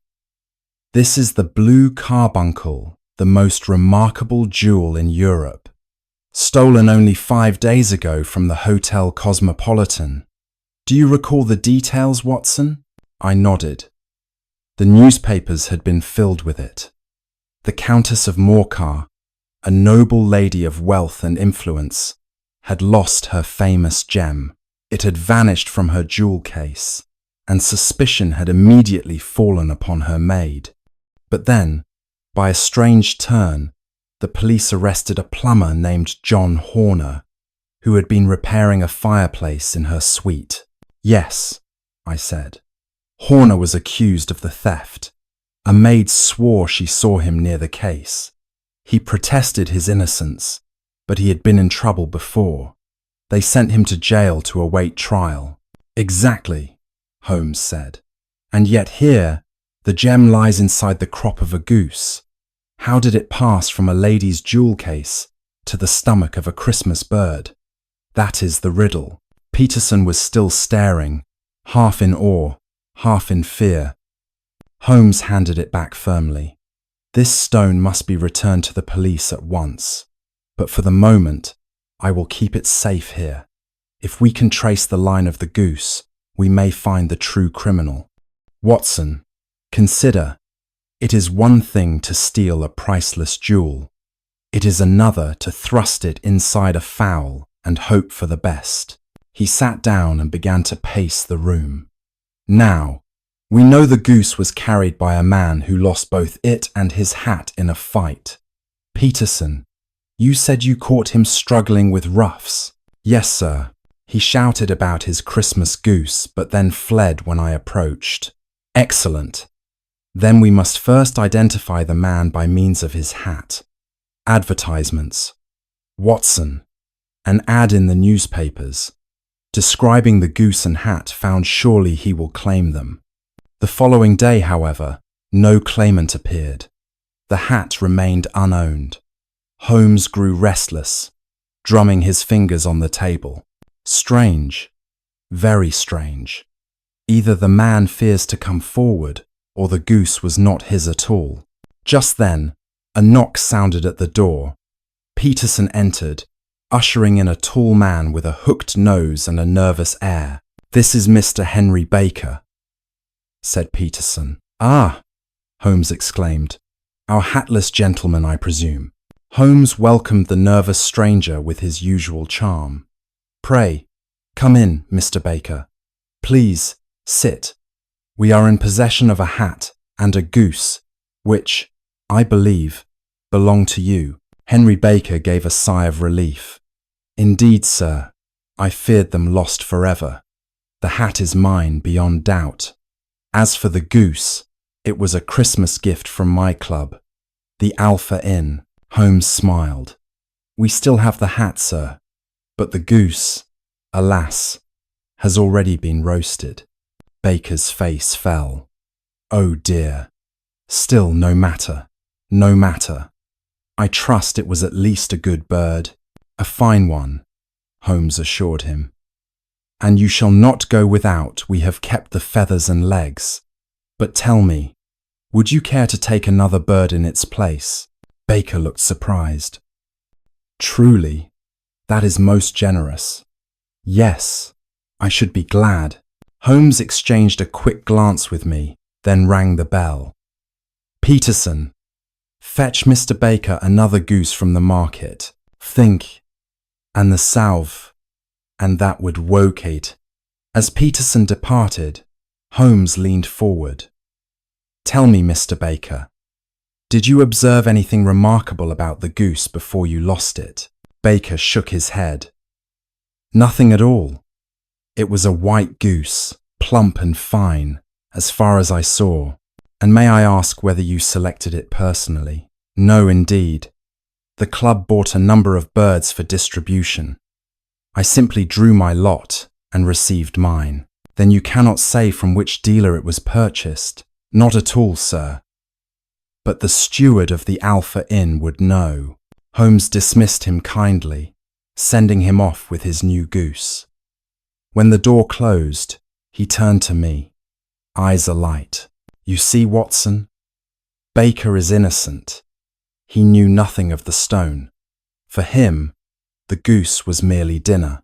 The trail leads not to him, but to the Alpha Inn, and from there, perhaps, to the source of the birds." At that moment, Peterson returned, bringing news. "I've made inquiries, sir. The Alpha Inn bought their geese from a dealer named Breckenridge, down at Covent Garden." Holmes sprang up, full of energy. "Excellent! Come, Watson, to Covent Garden. The fate of the blue carbuncle lies in the feathers of that Christmas goose." Covent Garden bustled with life that frosty December afternoon. Porters shouted, carts rattled, and stalls overflowed with fruit, vegetables, and poultry. Holmes and I pushed through the throng until we reached a stout, red-faced man behind a stall piled high with geese. "Mr. Breckenridge, I believe?" Holmes asked smoothly. "Aye, that's me," the man growled. "And what's your business?" Holmes explained cheerfully. "We're tracing the origin of a certain goose, given out by the Alpha Inn. Can you tell us from whom you purchased your supply?" But Breckenridge crossed his arms. "Not I. I've been plagued all day with questions about those birds. First, some little chap in a red cravat. Now you. I'll have none of it. Holmes remained calm. My good fellow, you'll find me more persuasive than the last. Come now. Where did you obtain them? I shan't say a word, the dealer barked. Holmes leaned closer, his voice dropping. Perhaps a wager then. I'll stake a sovereign against your answer. The man's eyes gleamed. Done. He pointed at a ledger. There's your answer. 24 geese sold to the Alpha Inn, all from Mrs. Oakshott of Brixton Road. And now, sir, pay your sovereign. Holmes tossed him the coin and pulled me away before I could protest. We had not gone 20 yards before a small, rat-faced fellow rushed up, panting. His scarf was bright red. Mr. Breckenridge, please, tell me Mrs. Oakshott's geese. Where are they now? The dealer roared with laughter. You again! I've told you already. Be off with you! Holmes's hand shot out like lightning, gripping the little man's shoulder. My friend, he said smoothly, you seem very interested in Mrs. Oakshot's geese. Perhaps you'd better come with us and explain why. The fellow squirmed, but Holmes's grasp was iron. We marched him back to Baker Street, where, at last, the truth spilled out. His name was James Ryder, head attendant at the Hotel Cosmopolitan. With trembling lips, he confessed, "It was I who stole the blue carbuncle, Mr. Holmes. I framed Horner, the plumber, but the gem was too hot to sell. I didn't know what to do. My sister breeds geese, so I forced the stone into the throat of one, thinking I'd recover it later. But in the confusion, I lost track of which bird held the stone. It went to the Alpha Inn." He collapsed into a chair, pale with fear. Holmes regarded him coldly. "You've ruined an innocent man's reputation. Yet, it is Christmas, Ryder. You are young, and fear has already broken you. If I hand you to the police, you will surely be jailed. If I let you go, you may still choose another path." Ryder fell to his knees, sobbing. "Oh, Mr. Holmes, you are merciful. I swear I shall reform." Holmes waved him off. "Go then. Never let me see your face again." The wretch fled. I turned to Holmes in astonishment. "Surely you should have given him up." "He is guilty." Holmes lit his pipe, his eyes thoughtful. "My dear Watson, it is the season of forgiveness. Horner will be freed once Ryder's guilt is known. Why should we add one more broken soul to the prison tally? Sometimes, Watson, justice is tempered by mercy." And so ended the curious adventure of the blue carbuncle, one of the strangest cases in Holmes's career, and perhaps the most fitting for Christmas time, when even the great detective allowed compassion to prevail. The Adventure of the Speckled Band. It was early one morning in April, when I was roused from my sleep by Sherlock Holmes. He stood beside my bed, already dressed, a lamp in his hand. "Watson, I apologize for the hour, but we have a visitor in distress. She insists on seeing me at once. Will you join us?" Of course, I dressed quickly and followed him to our sitting room. There, in the pale dawn light, sat a woman cloaked in black, her face drawn with fear. "This is Miss Helen Stoner," Holmes said. "She has travelled some distance to consult us." Her hands trembled as she spoke. "Mr. Holmes, I am so frightened. I fear for my life." Holmes leaned forward, his manner calm and reassuring. "You are safe here, Miss Stoner. Tell us everything." She explained that she and her twin sister Julia had lived with their stepfather, Dr. Grimesby Roylott, at Stoke Moran, a crumbling old estate. He was once a doctor in India, but had returned to England after scandal and disgrace. "He is a violent man," Helen whispered, "quick to anger. The villagers fear him. We have no one else. My sister Julia died 2 years ago, under the strangest of circumstances, and now I am to be married, and I fear the same fate awaits me." Her voice broke. Holmes regarded her intently. "Tell us exactly what happened to your sister." Helen shivered. "She was engaged, as I am now. On the night of her death, she came to my room, saying she had heard a strange whistling sound in the dead of night. Later, I heard her scream. I rushed to her side. She staggered into the corridor, her face white with terror, crying, 'Oh God, Helen, it was the band, the speckled band.' She fell, and within minutes she was dead." I felt a chill run down my spine as Helen's words hung in the air. Holmes's eyes gleamed. A whistling sound, speckled band, and a violent stepfather with Indian connections. Curious, very curious indeed. Helen continued, "Now, repairs are being made to my room, and my stepfather has moved me into Julia's old chamber. Last night, I heard the same low whistle. Mr. Holmes, I beg you come to Stoke Moran and save me." Holmes rose. "You may rely on us, Miss Stoner. Watson and I shall accompany you this very day. There is no time to lose." By mid-morning, Holmes and I were seated in a train carriage with Miss Stoner, heading into the Surrey countryside. The fields rushed past, but her pale face and anxious hands told us her thoughts were far from the scenery. Holmes questioned her gently. "Miss Stoner, this Stoke Moran, what sort of household is it?" She explained, "The estate is ancient and half ruined. Only one wing remains habitable. Dr. Roylott, my stepfather, keeps wild animals. He has a cheetah and a baboon that roam freely about the grounds. The servants have all fled his temper, so I alone manage the house." Holmes's brows lifted slightly. "Wild beasts wandering about. That may prove significant." When we reached Stoke Moran, the house loomed grim and decayed, its stone walls dark against the spring sky. A bell rope hung limp at the entrance, swayed by the breeze. Inside, the hall smelled of dust and neglect. Suddenly, a heavy step shook the corridor. A tall figure appeared, broad-shouldered, cruel-faced, with deep-set eyes and a black beard streaked with grey.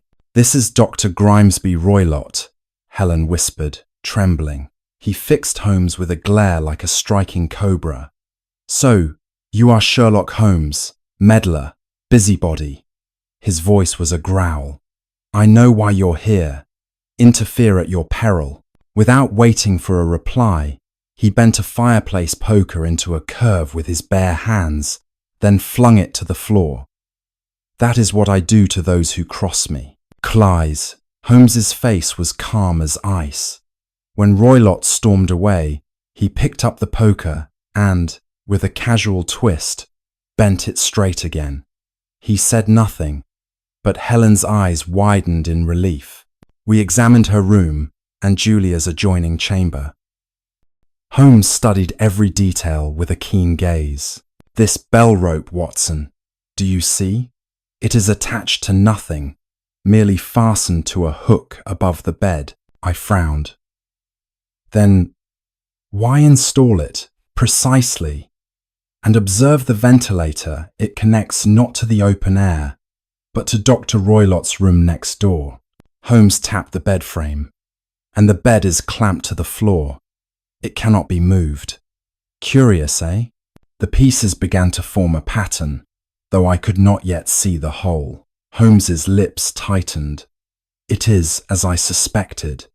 The danger is very real, Watson." He turned to Helen. "You must do exactly as I say tonight, for your life depends upon it." When evening fell, Holmes and I returned to Stoke Moran under cover of darkness. Helen slipped out to meet us, her eyes wide with fear. "Dr. Roylott has retired to his room," she whispered. "He suspects nothing. Holmes nodded. Good. You must spend the night in your stepfather's old housekeeper's room. Leave everything else to us. She squeezed his hand in gratitude, then disappeared into the shadows. Holmes and I crept silently into Julia's old bedroom. It was a sinister place, oppressive in its silence. Holmes gestured toward the strange details we had examined earlier. The immovable bed, the dummy bell rope, the ventilator leading to Roylott's chamber. This is the fulcrum of the case, Watson. Tonight, we shall discover what killed Julia Stoner. Sidday, we extinguished the lamp, sat in darkness, and waited. The hours dragged. The night was deathly still, broken only by the distant hoot of an owl. My nerves were taut, every creak of the old house magnified in my ears. Holmes sat rigid, eyes fixed on the ventilator, his face pale in the dim glow of the moon. Suddenly, there came a faint sound, low and steady. At first, I thought it was distant machinery. Then I realized it was a soft hissing, like steam escaping from a pipe. Holmes's hand gripped my wrist with iron strength. He pointed. From the ventilator, a thin, sinuous shape began to emerge. Something glistening, coiled, alive. It slid down the dummy bell rope with horrible silence. A snake, its scales shimmered faintly in the moonlight, speckled with strange, dark blotches. I felt my blood run cold. Holmes leapt to his feet, seized his cane, and lashed furiously at the creature. It recoiled with a hideous hiss, vanishing back through the ventilator. Then came a sudden, strangled cry from the room next door. A scream of rage and agony that froze my heart. We rushed into Dr. Roylott's chamber. What we saw was dreadful. Dr. Roylott sat in a chair, his head thrown back, eyes staring, lips twisted in a ghastly grin. Around his brow, coiled tight, was the very serpent Holmes had struck the swamp adder, deadliest snake in India. It writhed once, then fell limp, its venom already spent. Holmes stepped forward, calm but grim. Helen came running down the corridor, her face pale with terror. What happened? I heard a scream. Holmes held up a hand gently. You need not fear, Miss Stoner. The danger is over. Your stepfather is dead. She gasped, covering her mouth in shock. Holmes spoke gravely. It was he who planned your sister's murder, and he intended the same fate for you. He had brought this swamp adder from India, trained it to slither through the ventilator at night, down the dummy bell rope, and onto the bed of its victim. At his signal, a low whistle, it would return to him through the same passage. Your sister, Julia's final words, the speckled band, described the snake's markings. She died within seconds of its venom. I shuddered. Good God, Holmes. And tonight? Holmes's face was hard. Tonight he tried again, but when I struck at the creature, it fled back in fury and turned upon its master. Thus Dr. Roylott perished by the very beast he used for murder. Helen clutched the doorframe for support. Then I am safe? Holmes inclined his head. Yes, Miss Stoner. You are free at last. She broke into tears, not of grief, but of release. As we departed Stoke Moran in the cold grey dawn, I could not shake the memory of Dr. Roylott's twisted corpse, nor of the hissing snake coiled about him. Holmes walked in silence for some time, his expression unreadable. At last he spoke quietly. I take no pleasure in such an ending, Watson, but when a man raises a weapon of murder, it is not unjust that he should fall by it himself. The Adventure of the Engineer's Thumb.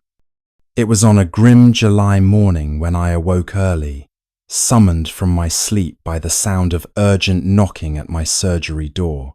Standing there was a young man, pale as death, one arm wrapped in a blood-soaked cloth. His lips trembled with exhaustion and shock. "My name, Victor Hatherley," he gasped. "Hydraulic engineer. Please, for God's sake, help me." I guided him quickly to a chair, unwrapped the cloth, and found his thumb savagely cut off at the root. The wound was fresh, ragged, and still bleeding freely. "Good heavens, man," I exclaimed. "You've nearly bled to death. Sit still while I dress this properly." He obeyed in silence, his face white with pain. When I had cleaned and bound the wound, I gave him brandy. Colour slowly returned to his cheeks. Then I said gently, "This is no accident. Tell me the truth, Mr. Hatherley. How did this happen?" He looked at me with haunted eyes.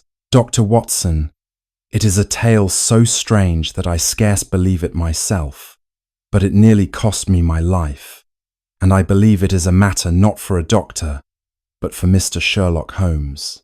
At the mention of my friend's name, my interest sharpened. "You know Holmes? I have heard of him, and I beg you take me to him, for only he can make sense of what has happened."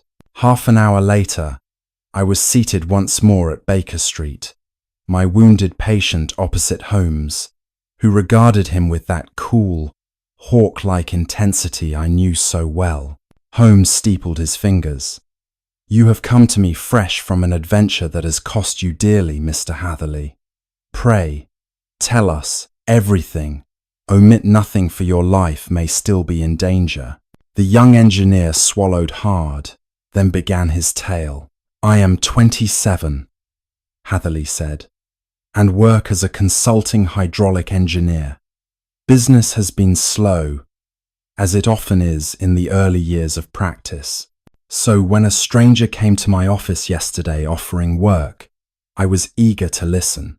He was a huge man with a broad face and heavy jaw. His name, he said, was Colonel Lysander Stark. He spoke with a slight German accent.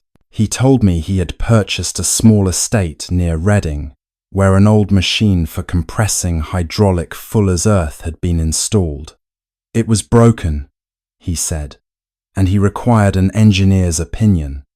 He offered me 50 guineas for the night's work, an outrageous sum for so small a task. At first I was wary, but his manner was commanding, and the fee irresistible. I agreed. Holmes leaned forward. 50 guineas for one night's labour. Curious indeed. Did you ask why secrecy or urgency was required? I did, said Hatherley. He merely replied that the matter must be kept confidential for financial reasons. And then, Dr. Watson, came the strangest part. He insisted that I travel to the estate with him that very night, and under strict secrecy. A brougham carriage came for me after dark. Its blinds were drawn, and we drove for over an hour. I lost all sense of direction. At last, we stopped at a lonely house in the country. Inside, I met Colonel Stark again, and also a pale, frightened-looking woman who whispered a warning to me when he was not near. She said, "For God's sake, do not consent to go with him." I was startled, but Stark returned at that moment, and she said no more. Victor Hatherley continued, his face pale at the memory. Colonel Stark insisted on showing me the machine at once. He led me through dim corridors, lit only by oil lamps, down to a small outbuilding. There, in the centre of the room, stood a massive hydraulic press, its iron jaws looming like something out of an executioner's chamber. The machine was still in working order, but it was old and poorly maintained. Stark explained quickly, "This is the press we use for fuller's earth. I need you to examine the cylinder. It leaks, and we cannot afford for outsiders to know of it." I knelt to inspect it, but found something odd. The substance on the floor was not earth at all, but a fine white powder. The smell of it was strange, chemical. I rose to ask a question, but at that moment Stark's face twisted with sudden fury. He stepped between me and the door. "You know too much," he growled. "We cannot let you leave." I understood then. I was trapped. Holmes muttered under his breath. "Ah." As I suspected, Hatherley continued. The pale woman I had seen earlier suddenly burst into the room. Her face was white with terror. She cried out, "You fool! You'll ruin us all if you harm him. Let him go." But Stark only shouted her down. With brute strength he hurled me into the iron chamber of the press. The doors clanged shut behind me. I realized in horror what he intended. He would kill me there, crushed like an insect under the press, my body destroyed beyond recognition. In desperation, I struck a match to see my prison. The iron ceiling above me began to descend with a slow, merciless creak. The walls trembled. In seconds, I would be flattened into pulp.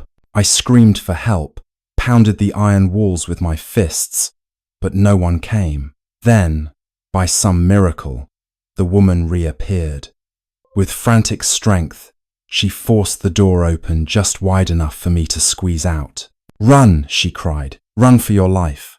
I darted past Stark, who lunged at me with a cleaver. I threw up my hand to block the blow, and that, Dr. Watson, is how I lost my thumb. His voice broke, and he held up the bandaged hand. I staggered into the night, bleeding heavily, the woman still urging me on. Behind us, flames burst suddenly from the press house. Whether by accident or her doing, I cannot say, but within moments the entire building was ablaze. The glare of the fire lit up the countryside. I stumbled down a lane, half conscious, until I collapsed at your surgery door, Dr. Watson. And that is the truth of my adventure. He slumped back in his chair, exhausted. Holmes sat in silence for a long moment, eyes half closed, fingers tapping together. At last he spoke.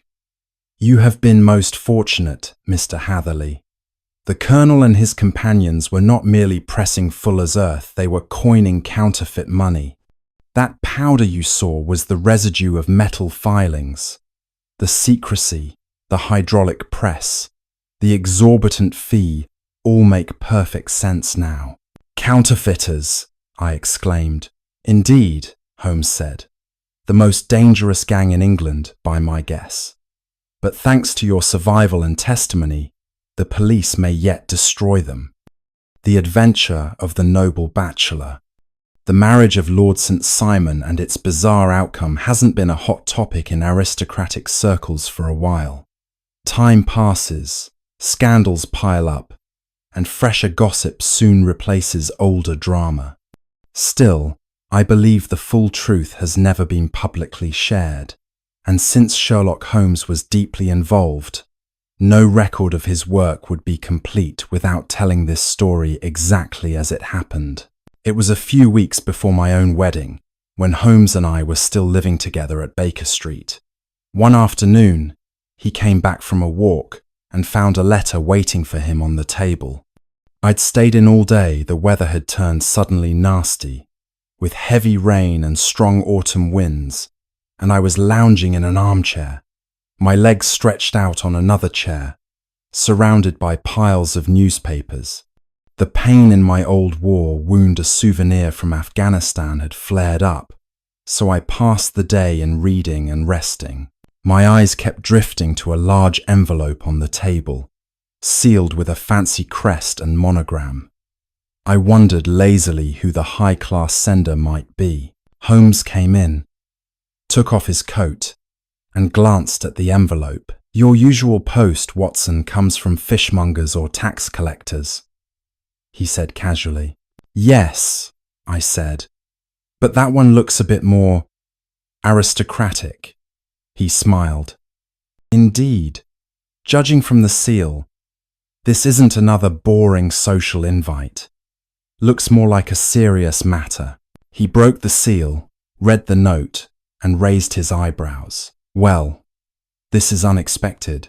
What does it say? I asked. It's from Lord St. Simon, Holmes said, folding the letter. He wants my help with a delicate issue that occurred at his wedding.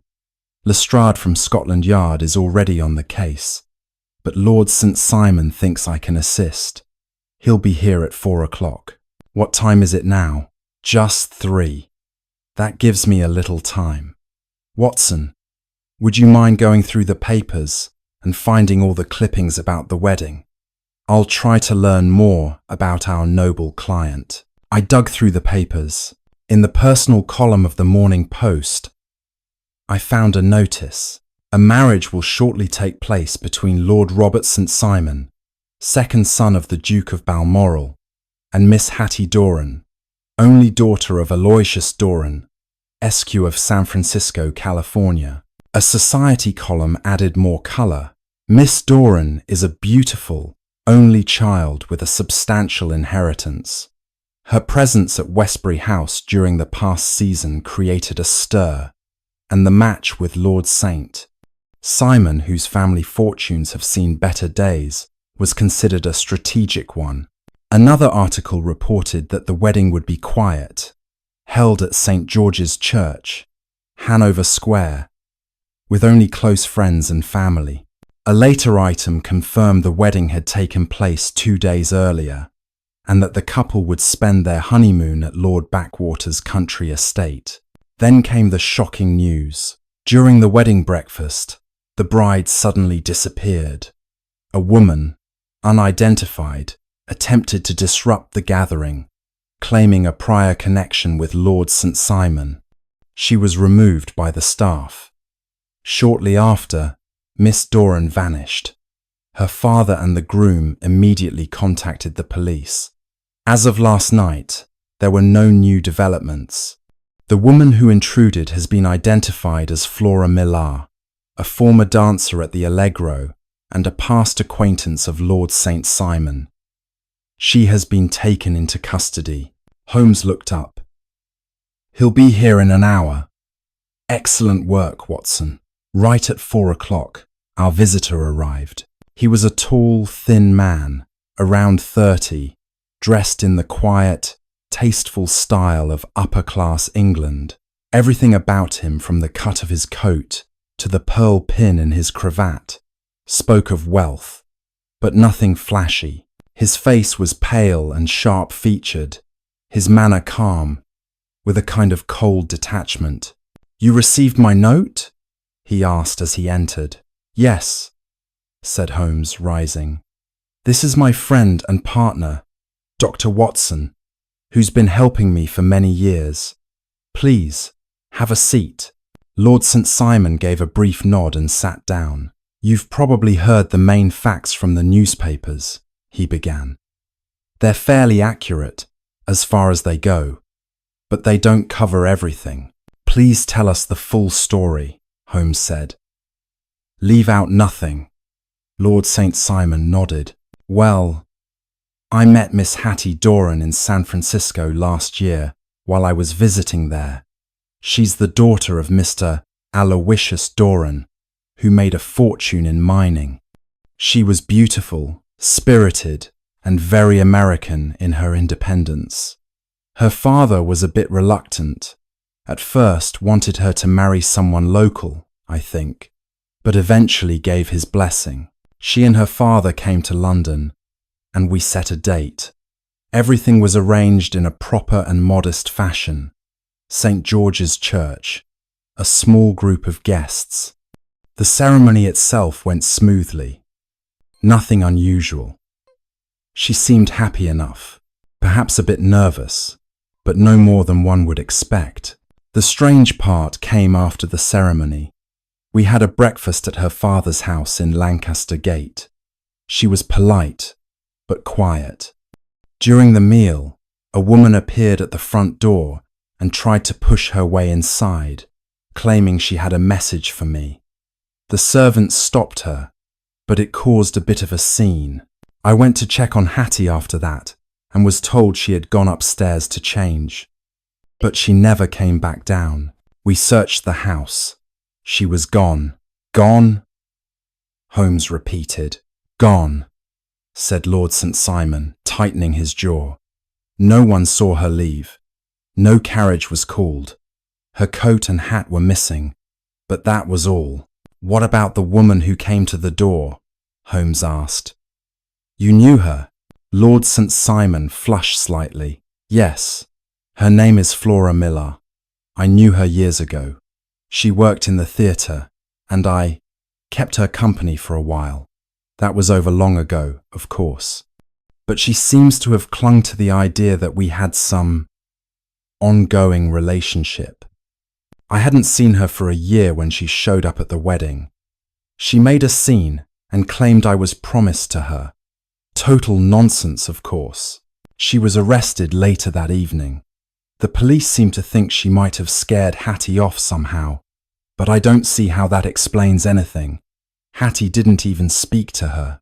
Holmes was quiet for a moment, then said, And Miss Doran left no note? No message at all? None. Her maid said she changed out of her wedding dress and put on a travelling outfit, a dark blue dress and matching hat. Nothing unusual. And her luggage? Still in her room. And her father? Furious. Of course, he's doing everything to keep this quiet. But the newspapers got hold of it, as you've seen.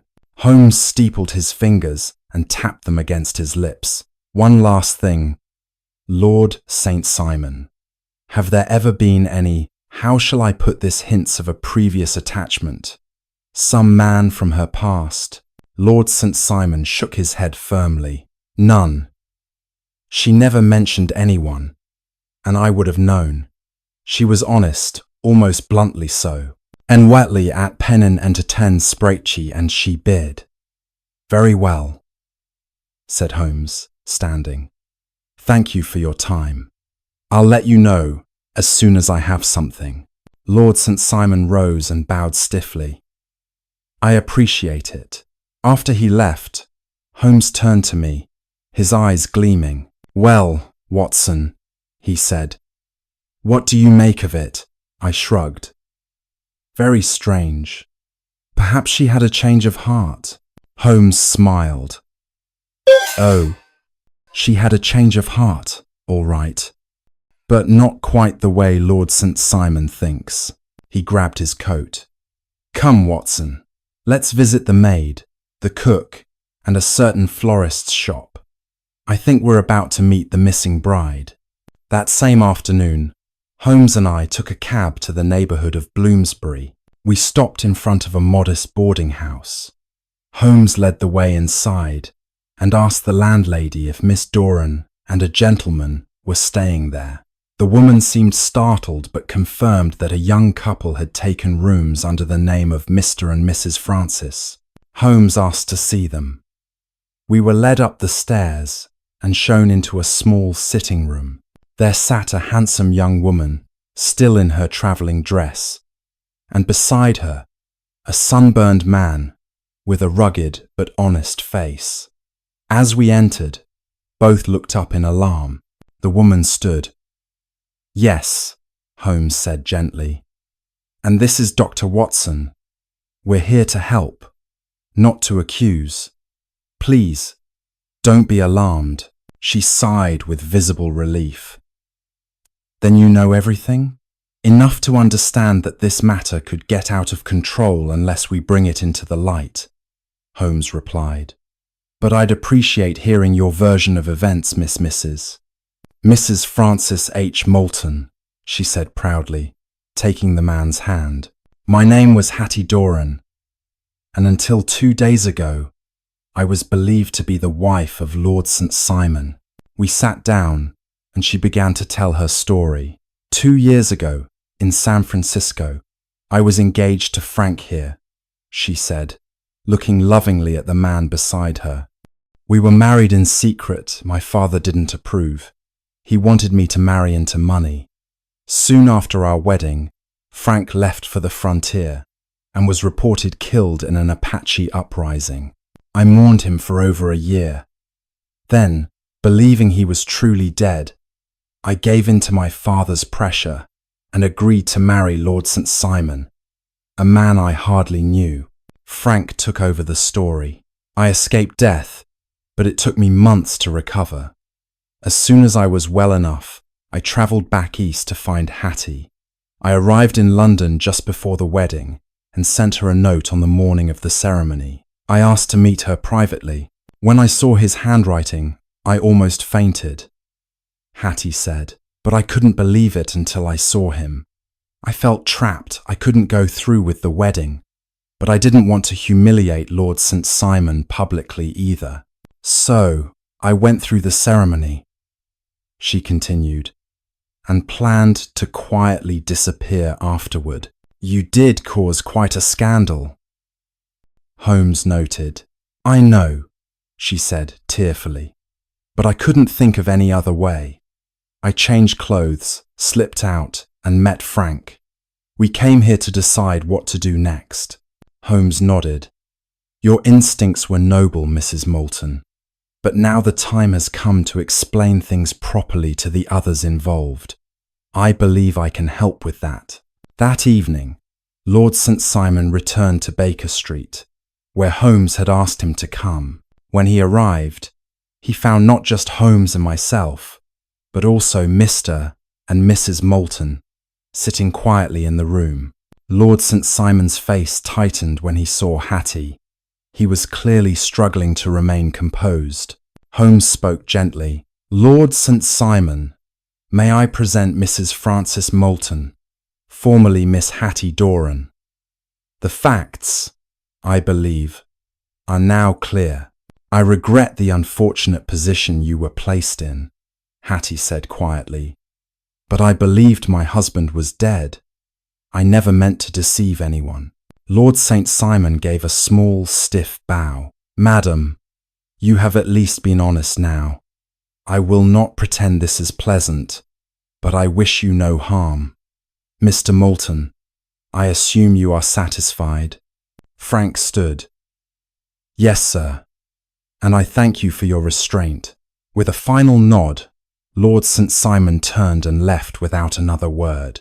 When the door closed, Holmes smiled. Well, Watson, he said, lighting a cigarette.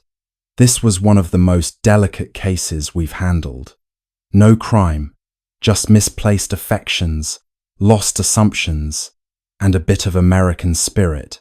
I must say, Holmes, I replied, you handled it with remarkable tact.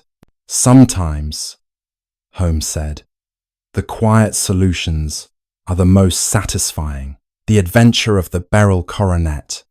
One bitterly cold, windy morning in March, I was enjoying breakfast with Holmes when the maid brought in a card.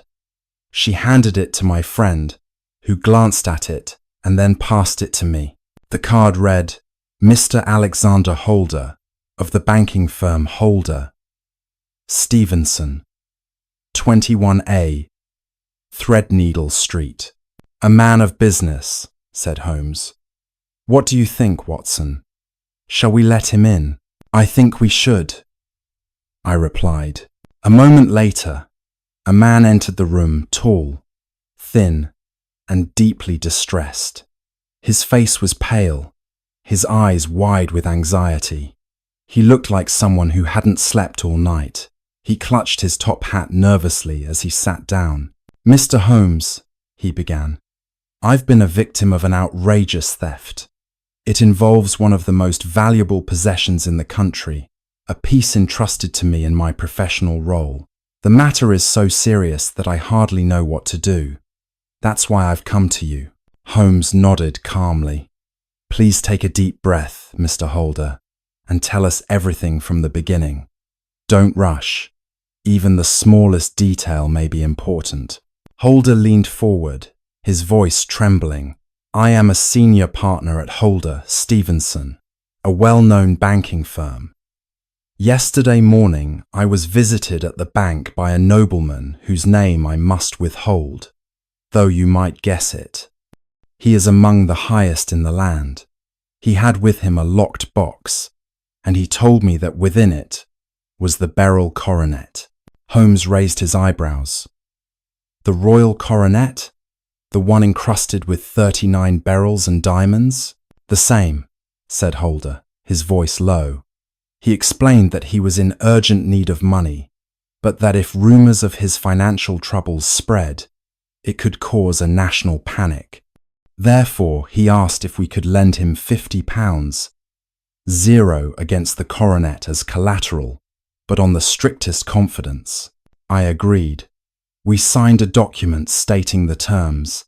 He left the coronet with me. I locked it in the bank's safe until the close of business. Then, because I feared it might not be secure even there, I made a terrible decision, one I now deeply regret. That's an right mode of life. Holmes's eyes narrowed slightly. You brought it home. Yes. Holder hung his head. I placed it in my personal safe at home, my house in Streatham. I live there with my son Arthur, my niece Mary, and a few servants. That night, I was so anxious that I hardly slept. Around midnight, I got up and checked the safe. The coronet was still there. I returned to bed but couldn't relax. An hour later, I heard a soft sound like footsteps coming from my study. I crept downstairs barefoot and looked in. What I saw froze me in place. Holder paused, his hands shaking. My son Arthur stood by the open safe. In his hands was the coronet bent, twisted, with 3 beryls missing. I shouted his name. He turned, startled, and rushed past me without a word. I ran after him, but he escaped through the front door and disappeared into the night. Holmes leaned back slowly. Did he say anything? Offer an explanation? Nothing. And he has said nothing since. We found him the next morning at a hotel. The police arrested him, and now he's in jail, refusing to speak in his defense. You must understand, Mr. Holmes, I love my son. I raised him alone after his mother died. He has always been high-spirited, fond of gambling, I admit, but never dishonest. Still, I cannot deny what I saw with my own eyes.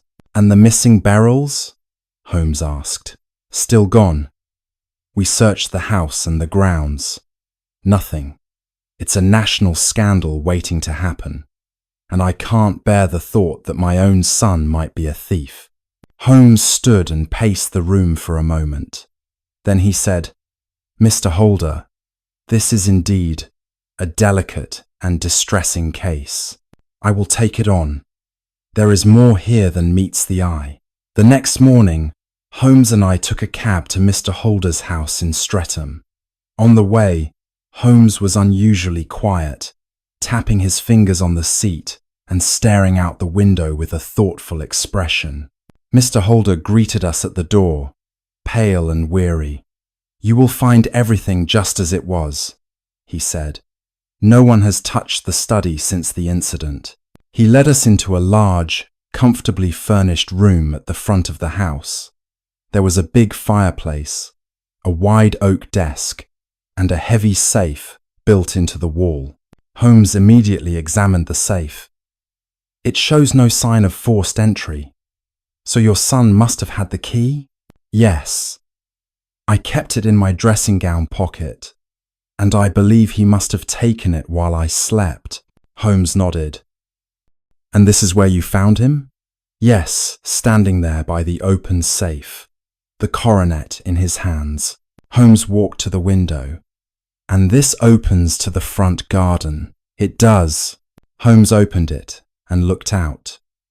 The ground was soft from recent rain.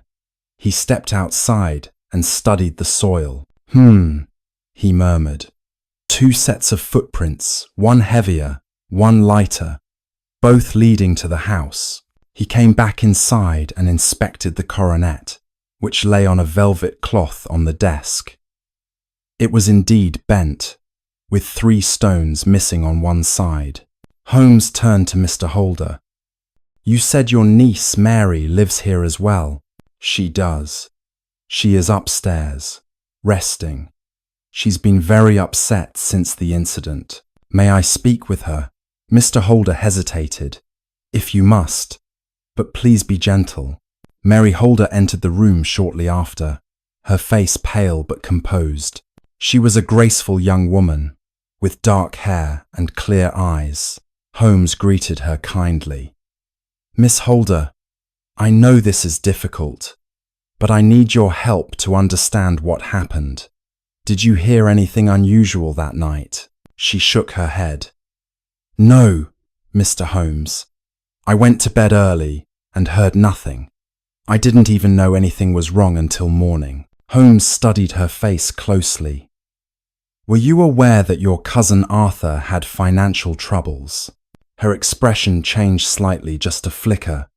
I knew he had debts, but I thought he had cleared them. Do you know if he's friends with Sir George Burnwell? At this, her cheeks flushed.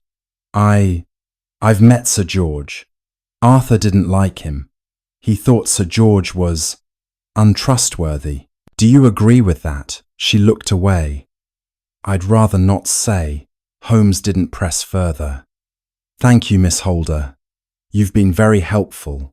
After she left the room, Holmes turned to Mr. Holder. I'd like to speak to your son next. At the jail, Mr. Holder nodded. He still refuses to say a word in his defense. I fear he has given up. An hour later, we sat across from Arthur Holder in the prison visitors' room. He looked tired but held his chin high. Holmes leaned forward. Mr. Holder, I don't believe you stole the coronet, but unless you speak, the worst will happen. Help me. Help you. Arthur looked directly at him.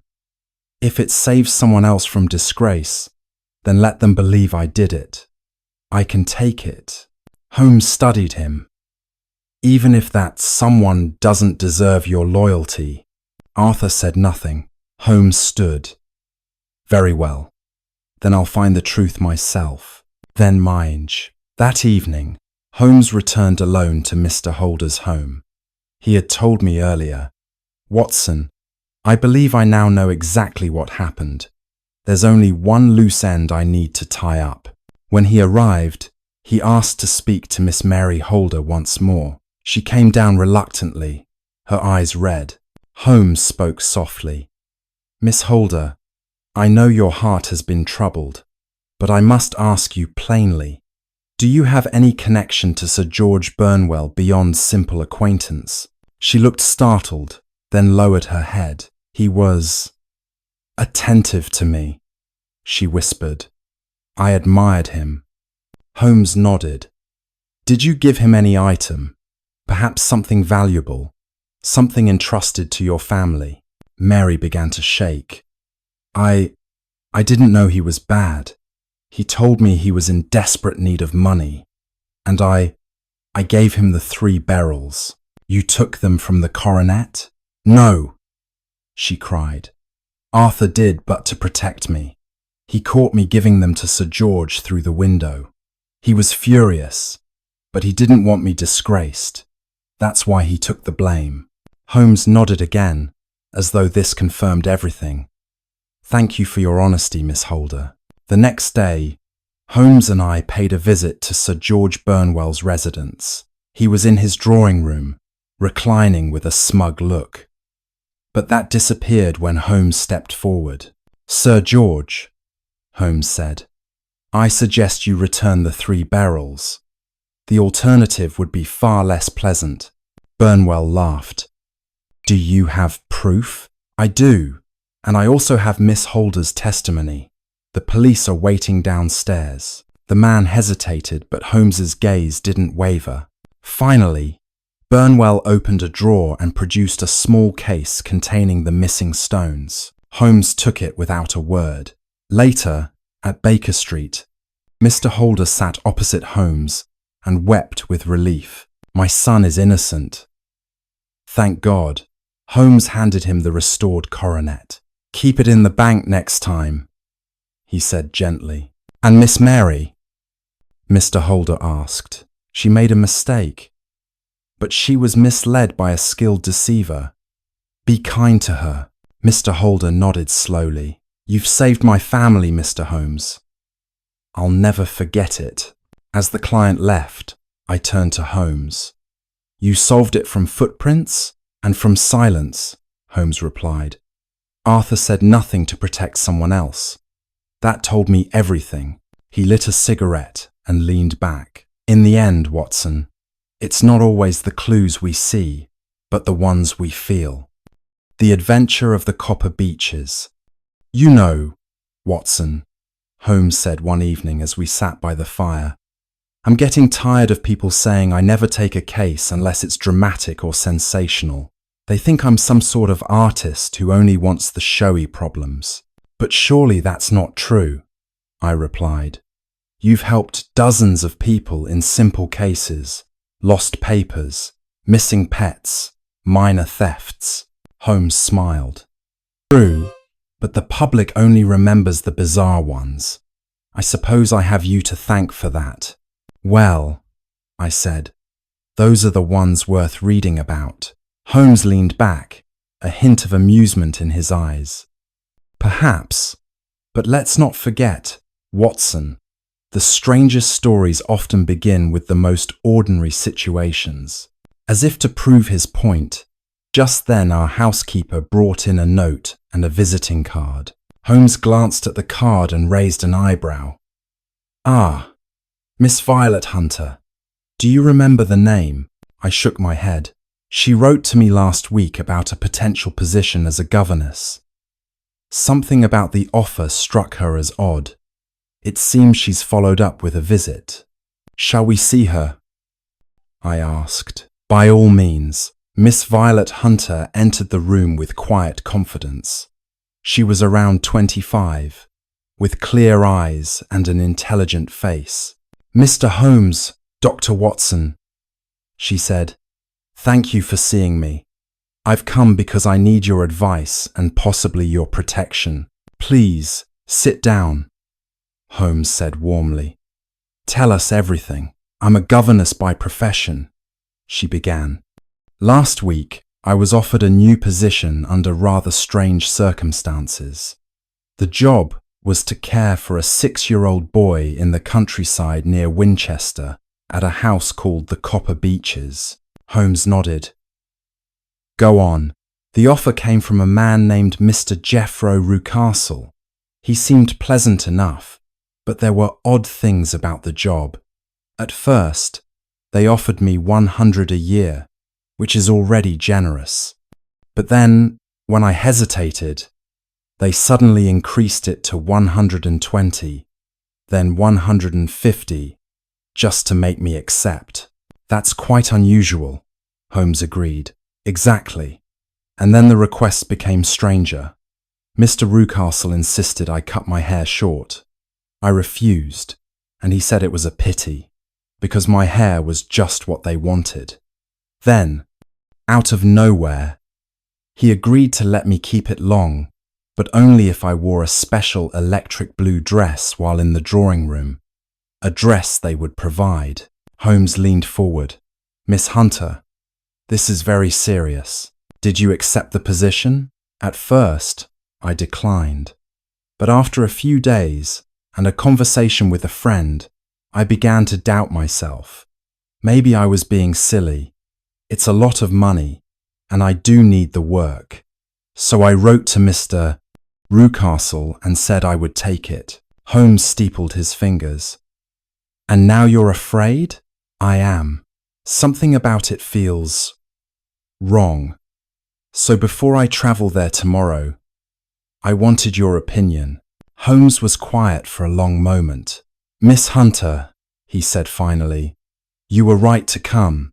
If you are determined to go, keep your eyes open and write to me at once if anything seems out of place. And remember, you are not alone. 2 weeks passed. Then one morning, Holmes received a telegram. Please come at once. Terrible situation. Need your help. Violet Hunter, Copper Beeches, near Winchester. Holmes tossed aside his breakfast napkin. Watson, grab your coat. Miss Hunter needs us. A few hours later, we stepped off the train at Winchester Station and took a dog cart to the Copper Beeches. It was a large, red brick house surrounded by tall beech trees, quiet and secluded. Miss Hunter greeted us at the door, visibly relieved. "Thank heavens you came," she said. "I've uncovered something very wrong here." Holmes smiled. "Tell us everything, from the beginning." She led us into a small sitting room, shut the door carefully, and began her tale. "From the moment I arrived, the whole place felt strange. Mr. Rucastle was cheerful, but too cheerful. His wife cold and silent. The boy, my pupil, is spoiled and cruel. I hate to say it, but he enjoys hurting animals. This is repressant." Holmes frowned. "That electric blue dress I mentioned? They made me wear it every evening and sit in the drawing room window. I was to sit still, with the light behind me, almost like a display." "A display?" Holmes repeated. "Yes.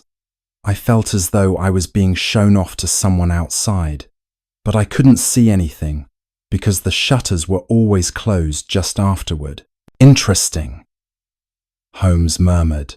"Then one day, I found a key on a hook that opened the upstairs wing, usually locked. I slipped in and walked down the hall. As I passed one door, I heard something of faint sobbing. A person, definitely. I leaned forward. Did you go in? I tried. But just then, Mr. Rucastle appeared behind me. His smile vanished. He was furious. "You must never go into that part of the house," he shouted. He tried to act calm again afterward, but I knew I'd made a mistake. "And since then?" Holmes asked. "They watch me more closely. But I've also discovered that Mr. Rucastle receives letters secretly and sometimes sneaks out at night with the family's dog, a huge, savage mastiff. They keep starved and chained. I fear they've locked someone upstairs. And I believe it's a young woman." Holmes's eyes narrowed. "Then we must act tonight." That night, just after dark, Holmes, Watson, and Miss Hunter waited outside the Copper Beeches. "I've brought a revolver," Holmes whispered. "But I hope we won't need it." They slipped through the garden quietly. The vicious mastiff barked from its kennel, straining at its chain. Holmes held up a hand. "Miss Hunter, stay here. Watson, come with me." They crept to the rear of the house and reached the locked wing. Holmes took out a wire and began working on the lock. Within seconds, the door clicked open. They stepped inside and climbed the stairs silently. At the end of the hallway was the door Miss Hunter had described. Holmes tried the knob locked. Then they heard a faint moan from within. Holmes whispered, "Stand back, Watson." He threw himself against the door. Once, twice on the third try, the wood cracked and the door flew open. Inside was a small room bare, except for a bed, a table, and a single chair. Sitting in the corner, trembling and pale, was a young woman in a faded blue dress. She stared at them in fear. Holmes spoke gently. "It's all right. You're safe now." She collapsed into Watson's arms, sobbing. A moment later, they heard shouting from downstairs. "Run!" Holmes shouted. "The mastiff!" But it was too late.